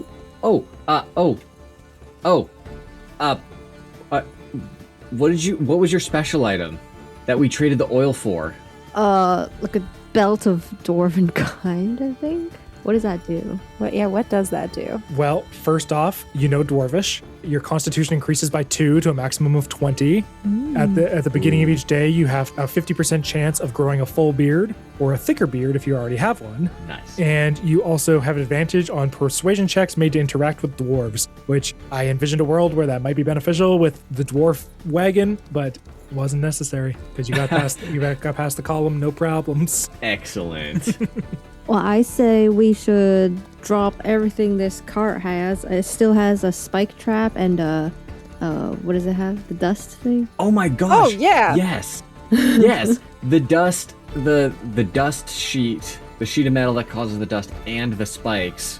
Yeah, if we do that at the same time, the dust should obscure the spikes. Yes. Genius. And if they make it through that, we toss every net and lasso at all those 6 stupid legs. Mm-hmm. All right, action team, go. We drop all the traps. Ollie, give me a driving check, please. Oh my gosh. Yeah, that's a 18 plus 6. That's a 24. I took all the good rolls for myself tonight. Just all of it was mine. Love it. You go running down this switchback. You're just like talking to the horse. You're like not even like, piloting. You're just like, all right, turn left.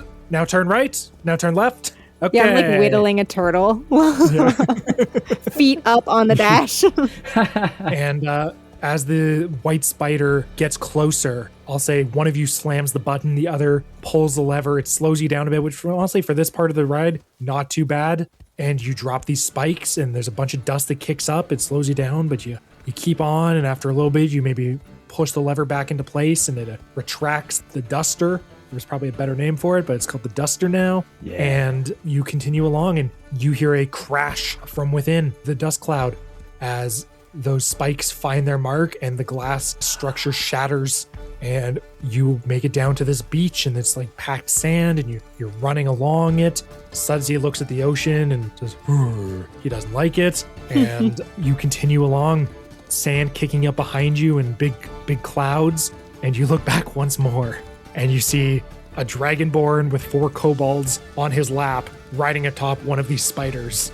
Racing after you, and it keeps blinking forward, and they're like holding on, and they like bamf out of existence and then reappear. And once again, you've got a lead, and they don't really have a wagon. And maybe there's a rule that says that you need a wagon to cross the finish line, but frankly, you don't know the rules either. And so you run back across this beach and you find that river and you're on the opposite side of it and you run along it and the people start cheering as you re-enter the city and you enter the Thousand Taste Market, and there's still vendors selling just like these massive lamb legs and these skewers of massive shrimp, and there's just spices everywhere, and one angry dragonborn atop a spider behind you with 4 kobolds. And I'm going to say he grabs the kobolds, 2 in each hand, and just chucks them at your wagon. What do you do? Oh God. I have one mind to net them. Yeah, me too. That was yeah! Our nets! But I wonder if... What weapon do you have, Jimson? I have a great axe and a lot of throwing weapons. I could try to intercept them with my hand axes or a javelin. Yeah, all right. Yeah, because I'm sure you could kind of bat them out of the air. Mm-hmm. I am going to, you know what? I'm going to attempt another crossbow shot. Okay. At them in air. Sure. Because if it misses and they land, then I can start slashing. Right. So I'm gonna do the long shot. 11. 11. I will say with an 11, they Matrix style. All 4 of them Matrix it in the air, and it frankly, so fair. It doesn't really work very well. They kind of just do a backflip and then like come up short, but then one of them manages to grab on to like the back of your wagon, and one grabs onto him and one grabs onto him, and there's just 4 kobolds dragging off the back of your wagon, and the crowd's like, oh, good heavens, violence! I always knew there was violence in the Golden Circuit, but it's one thing to hear about it, and it's another to witness it firsthand. We really ought to codify the rules so you can't murder your competitors, but hey, what can you do? The rules are the rules. Can I lean down and pry his hand off of our wagon? Give me a contested athletics check. Oh, thank God. Some good rolls. That is a 25. Oof. He looks at you looks at you with these big glassy eyes. Please, don't do this. Jimson is feeling so much regret. I'm sorry. I have to. Something bad will happen if you do this. Only to you, not to me. And I rip his hand. Four of them go tumbling away, and the Dragonborn on the spider watches you. His spider's exhausted, and he watches as you rip away through the market and gets off and stamps his foot. He takes off his hat. He was wearing a hat. He crumples up, and he bites it. He goes, drat. I really wanted to win. And the crowd erupts into cheers as you re-enter the main street that this race started on, and you see the finish line ahead of you. And frankly, there's nothing else dramatic that can happen. You've beaten your way through the crowd. You've organized a monkey protest. You know what? Something does happen. You see a procession of monkeys passing in front of you right at the finish line. Sudsy? That's great. It's time. It's time. No, we can't squash a monkey rebellion. No, we can leap over them though. Yes. Oh, if the horse stops fast enough and I drop my we untether the horse, the cart is going forward, I drop my immovable rod, the cart will hit it, and we will be launched over the line of monkeys and over the finish line. You launch through the air, and you see that it's not a monkey protest, nor a monkey rebellion. It is a monkey processional, as a group of monkeys carry a coffin, and one of them has a sign that says, "Thank you for a lifetime of dedicated service. I am a monkey." And three of you tumble over the finish line. Fireworks explode. Spice dust gets flung up into the air. It's colorful. It's vibrant. Crowd is cheering. The man who hired you, Boyd, runs through the crowd and says, "You did it! You did it! Oh, I always knew you could! I'm so glad I destroyed your wagon and made you race from me." I knew it! Oh, I knew it! He throws 1,000 gold pieces to you and says, "Thanks for your work. I'll get the favor of my nature spirit and do well in the harvest this year." And before you can yell at him or chastise him or bring him to justice, you see your friend Henry Moonlighter III emerge from the crowd, and he opens his mouth to say something. Ugh, Sudsy, clean up this mess. And that's where we'll stop tonight's episode of Bard Soup. Thank you very much.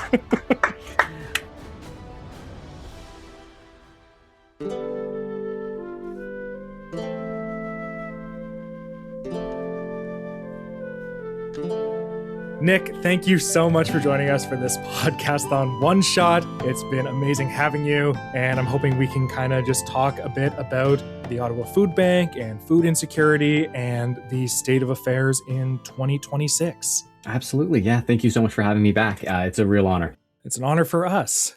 So I was reading through the hunger report that the Ottawa Food Bank put out for this past year. And I saw there was a pair of graphs looking at Ontario and Ottawa's poverty levels, and it looked like things were really trending down leading into the pandemic. And then ever since then, they've just been going right back up. And that's like really, I don't know, I saw that and it was really saddening because it seemed like real progress was being made. And then, obviously the pandemic was a horrible thing, and it seemed like it really impeded a lot of progress that was being made. And I'm just wondering if you could speak to that, and perhaps if there's new data coming in that shows if it's a continuing trend or if it seems like we can maybe get back down to those 2018, 2019 levels. Yeah, and I think that's like you hit the nail right on the head. And I started maybe 6 to 8 months right before COVID like really hit. And so I kind of got a taste of what it was like before, and then really how we adapted through it. And it really was very much that COVID pushed a lot of people who were like kind of just getting by, and it pushed them over the edge into needing support. And we haven't bounced back as a city. And I think perhaps broadly as a province, there's plenty of great data for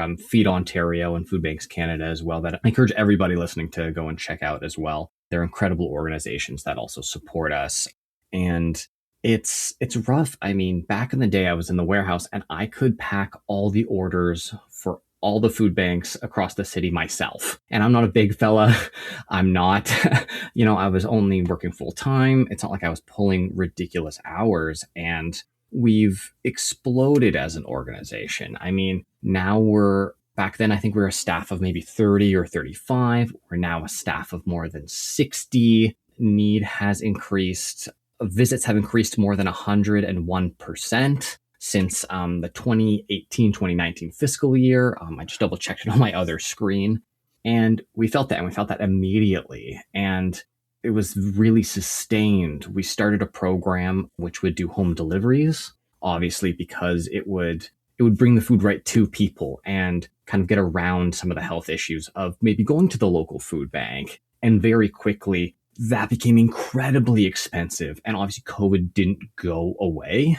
And the longer it was around, the more people, we had agencies go from some of our smallest agencies to some of the largest, just in terms of like the area it was serving was really hard hit because it had a lot of people who, again, were like kind of right on the cusp of needing support, maybe a demographic that was like dealing more paycheck to paycheck. And we saw that like we were getting less requests for food, even though we're kind of like more of a macro organization who provides food to other food banks. We saw whenever CERB came out, the demands from the food banks immediately dipped. It was like the week it happened. And then when CERB would finish, demand would just spike back up. So it was really clear that CERB was effective to the demographic that really needed it. And it was so clear that it's like, okay, people are just like teetering on the edge here. And there hasn't been a really systemic solution to the problem. It moved a large group of people into this demographic that now you need food supports. And it's just kind of kept them there. And there's only been so much to really pull people up and out. And City of Ottawa did announce that they're spending, I want to choose my words carefully, but they're spending certainly more and very specific money in the upcoming year. And it's really wonderful that people on our staff, like Alex Nareau, who is our advocacy officer, is being heard and is reaching people. And it's really tough because we, for the longest time, didn't have an advocacy officer. But a lot of the food banks and the food, we refer to them as agencies kind of in the industry because they're kind of a member of our network, but they're all independent. And it's clear that a lot of them don't have a ton of full-time staff. You know, people think of the Mission and Salvation Army of having these really broad and robust staff. And I mean, they do incredible work, but they're not the average food bank. They're really the outliers. They're really the largest. They're the biggest dogs in the yard, and they do incredible stuff. But the average food bank doesn't have staff who can do really aggressive fundraising. They don't have staff member and time to advocate. So a lot of them came to us after many conversations with the network, and they said, we need you to scream from the rooftops because the rest of us can't. And it's really emblematic of the problem that the rest of the city is facing, of that, like, they're being kept in these situations where they're working all the time.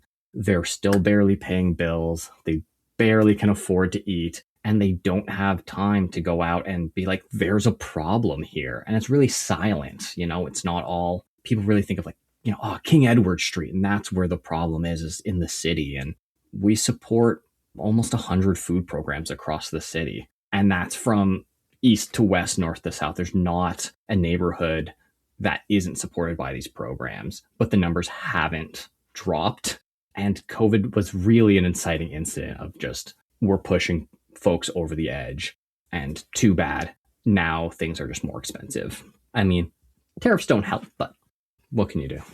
Yeah, I was going to bring up the tariffs because when we last spoke a year ago, that had just started to appear on the horizon. It had just started to become a topic of conversation.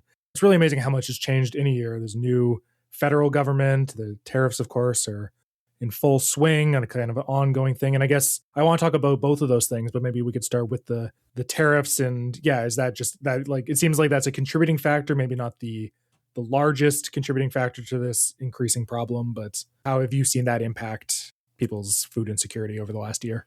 Yeah. I mean, it's obviously, we can't necessarily pinpoint it to exactly one problem, but I mean, that's definitely a contributing factor. But you know, we're all on this rock together. So if there's instability in one part of the world, it's going to affect us here at home as well. It's shipping cost, it's farming cost, and all of it trickles down. So we're spending more money on food than we ever have. And it's not necessarily correlating to more food being shipped. And it's tough because we are also seeing people trending more towards financial donations than physical donations, like what we might call in-kind donations, like food, which is incredible. And we really appreciate that people have heard, hey, money goes further. We can spend money a lot more fluidly. A truck breaks down. Great. We have accessible funds to fix it and get it back on the road. Oh, there's a demand for halal meat. Great. We have the funds to be able to purchase that when we need it. But it's tough as well because when we're purchasing food, it's in bulk. And so it's, if we're ordering a tractor trailer load worth of soup, there's probably only going to be so much variety of soup in those, 23, 25 pallets. Whereas when people donate stuff, you get the chunky beef stew, you get the chicken soup, you get that variety in there that is really necessary. And the folks that are living, reliant on these programs sometimes miss, and there are some, we don't buy everything under the sun. We buy the staples, but things like cookies, maybe like, snacks for children, right? Like we're always looking for kids' snacks, diapers. These amounts of things are also being donated less. So it's tough, but we're continuing with really like broad food drives right in grocery stores. That's still been successful. And we're looking, if you see a food drive, if you see your bin at your local grocery store, dropping a can in every week, every other week really goes a long way to not just adding that variety, but also that sustainability from our inventory standpoint. But, we're always finding new vendors, we're creating new relationships, and working a lot more in the food, what we might call like food recovery. Okay, a distributor has a pallet of something that might be too short dated for a grocery store. It's going to take a month to ship a place. They have to stock it, inventory it, get it on the shelves. Maybe it's not good anymore. Whereas we can ship it out and it can be, on somebody's plate in under a week. Sure. Right. So the situation is changing, the situation's fluid, but so are we, and we're changing to adapt as best we can, continuing to bulk buy and continuing to expand our services. Like we have, we have we call it like the food, what do we call it? It's like a food packing area where we can buy really large kilogram bags of rice. And obviously nobody wants to carry that home on the bus. Sure, yeah. It's too much. And that's when they can catch a bus. And that's a whole separate issue these folks are facing largely. But we can repack it, seal it. That has the nutrition label on it. So we're finding new and innovative ways to still bulk purchase, but still get things into manageable portions for the everyday people of Ottawa, and be able to pass those savings on and maybe do some more of the work here in-house so that somebody like Gloucester Food Cupboard, somewhere like the Mission, doesn't have to do this repacking if they don't have to, and we can do a little more of that in-house. So we're testing that. It's going really well. And we're hoping to really expand those services as well to other products. So to help kind of take that burden off of these agencies that are already doing so much. That's really great. That's awesome. Have you observed, or is there any information about the impact of variety on people's decision to access a food bank? Does that make sense? Like if it was like serving tomato soup and rice and that was the only thing you could get, I could imagine where that might, some people might be like, I can't do more tomato soup and rice. You know what I mean? Like, have you observed anything like that? Or is there like, like a tangible benefit other than like, obviously variety is great, but is there like any other impacts? And if there is an answer, I'll rephrase the question, but no, I think it's kind of yes and no. Yeah. But it's less so much in variety of like brand, even though like obviously like I do hear like that's greatly appreciated, especially from folks who are really relying on this, maybe more than one visit a year, but we're in constant contact with our agencies to see, hey, how are your demographics changing? What are you seeing requests for more? Like there was a year or two where we were getting lots of demands for sweet potato, yams, and okra. Great. So we planted it at the farm. We grew it for 2 years. It did really well. And then we found that demand wasn't coming in. So, okay, great. We'll shift our crops at the community harvest farm. It's our farm out in the West End. But we see maybe more of those things, especially around COVID. It really, because we were shining a light on, these groups of people who might be new to accessing these services, the demographics did change a little bit. And we were seeing a really large and increased demand for halal meat and halal options. So obviously those were there, but we had to take a look at how we were purchasing protein and purchasing chicken and beef and fish. And okay, if we need more halal options, then we're going to find suppliers, we're going to find options to make that happen. But those conversations happen every year, and we have dedicated staff who are relationship builders and who have those conversations with agencies on a daily, weekly, monthly, yearly basis to be like, hey, is what we're providing working for anybody? If it's not, we're going to change it. And those can be really small and really large changes. But yeah, we tweak things every year. Yeah. We tweak things every year for sure. Aside from some of those staples, the baby food, the diapers, devastating and such a huge demand for it. But that's a constant. Rice is a constant. Pasta is a constant. But yeah, we're always constantly tweaking those things to serve Ottawa as its demographics change and as its needs change. As we briefly alluded to, since the last time we did this, Mark Carney is the new Prime Minister of Canada. And I bring this up because one of the things that stood out to me last year was that the Ottawa Food Bank received zero funding from either the province or the federal government. And it seems like that has carried into this most recent hunger report, where again, there's been no provincial or federal funding for this program for your organization. Is there any indication that a new government, perhaps a opportunity to receive some form of funding, or does it seem like business as usual? And I guess if it is business as usual, is there any advice you could give on an advocacy standpoint? Because it seems to me that this is something that our tax dollars should be supporting. This seems like one of the most important things that the government could spend money on. Yeah, food's a human right? Yeah, I've heard that actually. Yeah, I laugh to keep myself from crying. But personally, admittedly, I'm an events fundraiser. I'm a community engagement guy, so sure. It's not my exact field of specialization. So I haven't exactly heard any whispers or anything like that about how that might change. But I'm always gonna say, tell your local representative how you feel, politely, please. I'm don't bandwagon or, do anything silly, but vote with your dollar, vote, speak your mind and tell folks how you feel and let them know that this is a travesty. There's plenty of amazing statistics that we do in-house, that Feed Ontario does, that Food Banks Canada does.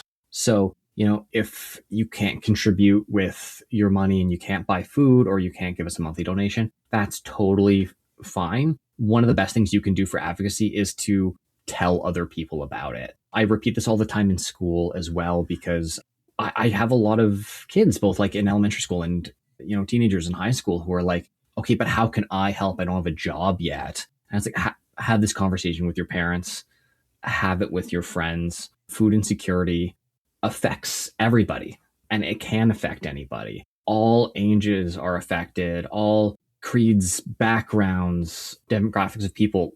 We have a large group of people, a large demographic, are two-parent households working two jobs. We have plenty of single people as well who use it, but it's tons and tons of people. The stat is that we like to reference is in 2024, more than 1 in 4 families experienced food insecurity in Ottawa. That's atrocious. That's 25.7% of Ottawa families experienced that. And we're the nation's capital. I grew up with Ottawa pride. My father was born here. He's proud of the city he grew up in. And it's devastating to think that that's the case.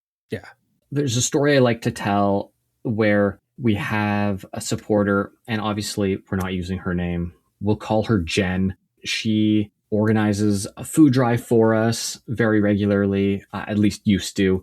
And single mother, teen daughter, and she just wanted to afford a cell phone for her daughter so she wouldn't feel left out and get picked on in school. And her roommate moved out, so she was paying the rent all herself, couldn't afford that, was barely making bills, and was organizing a food drive for us, but was visiting the food bank in evenings. And she was working a nice paying job, but these situations, like a lot of people are just like 1 or 2 bad paychecks away from potentially needing these services. And it's a really quiet problem. It's our neighbors. It's every neighborhood in the city.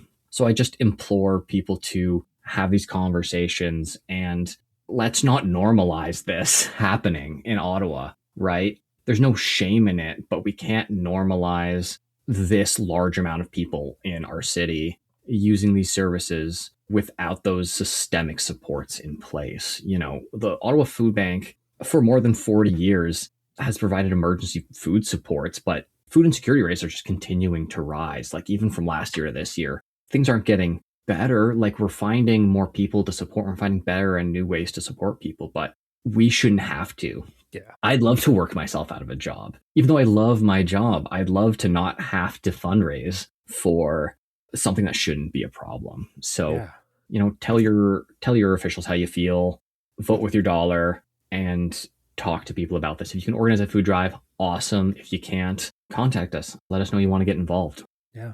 We're pretty creative, and we're ready to hear your creative ideas too. So anybody who wants to get involved, we love you for it. It's funny you mentioned like that idea of working yourself out of a job, because I remember I was maybe 7 years old, and I lived in Winnipeg at the time, and there's an organization that they do similar work, and a guy was showing us around, and he said the same thing. And this was, you know, like 25 years ago, he made like a similar comment about, he's like, this is great work that we do. I wish we didn't have to do it. Like, I wish that there was no need for us to exist. And yeah, it's makes me a little sad that, you know, it's just an ongoing issue, and it doesn't need to be. Like, there can be a world that exists where, you know, everybody has ready access to food. And yeah, thank you guys for the work you're doing to try and make that a reality.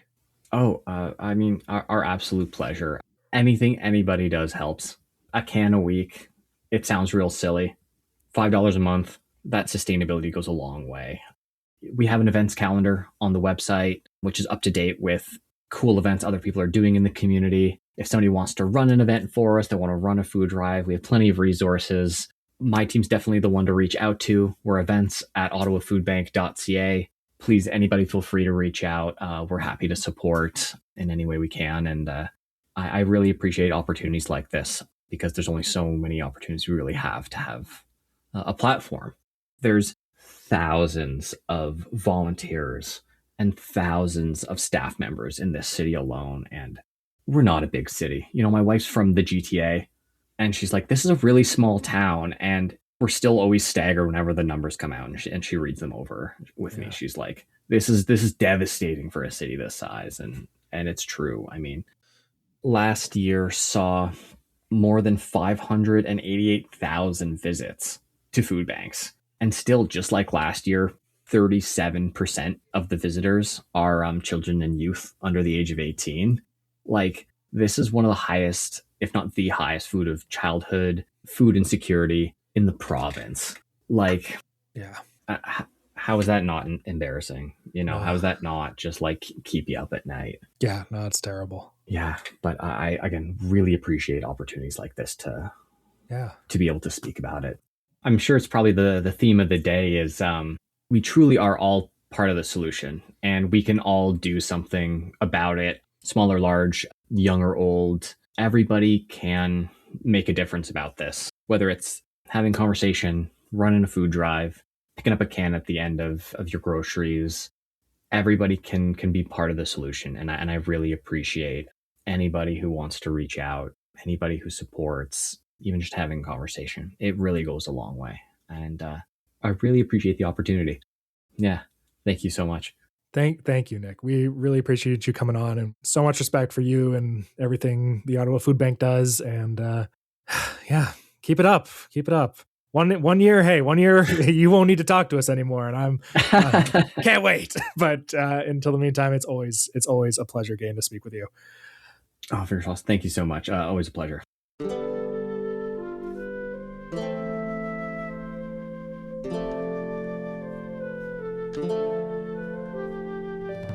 Thank you so much for joining us for this special episode of Bard Soup in partnership with the Ottawa Food Bank and Podcasthon. I have been your Dungeon Master, Zach Meikle, joined by Prima Zhao as Jimson Thornapple, Shannon Meikle as Oleander Thornapple, and Nick Hupé as Zyzyx. We encourage you to visit www.podcasthon.org to discover hundreds of other charitable organizations through the voices and talents of partner podcasts. There's a lot of really great shows and a lot of great charities doing some really great work, so definitely check that out. And if you feel motivated to donate to the Ottawa Food Bank, you can find a link in the episode description. Thank you once again to Nick for taking the time to join us for this episode. We'll be back next week, and we'll see you then.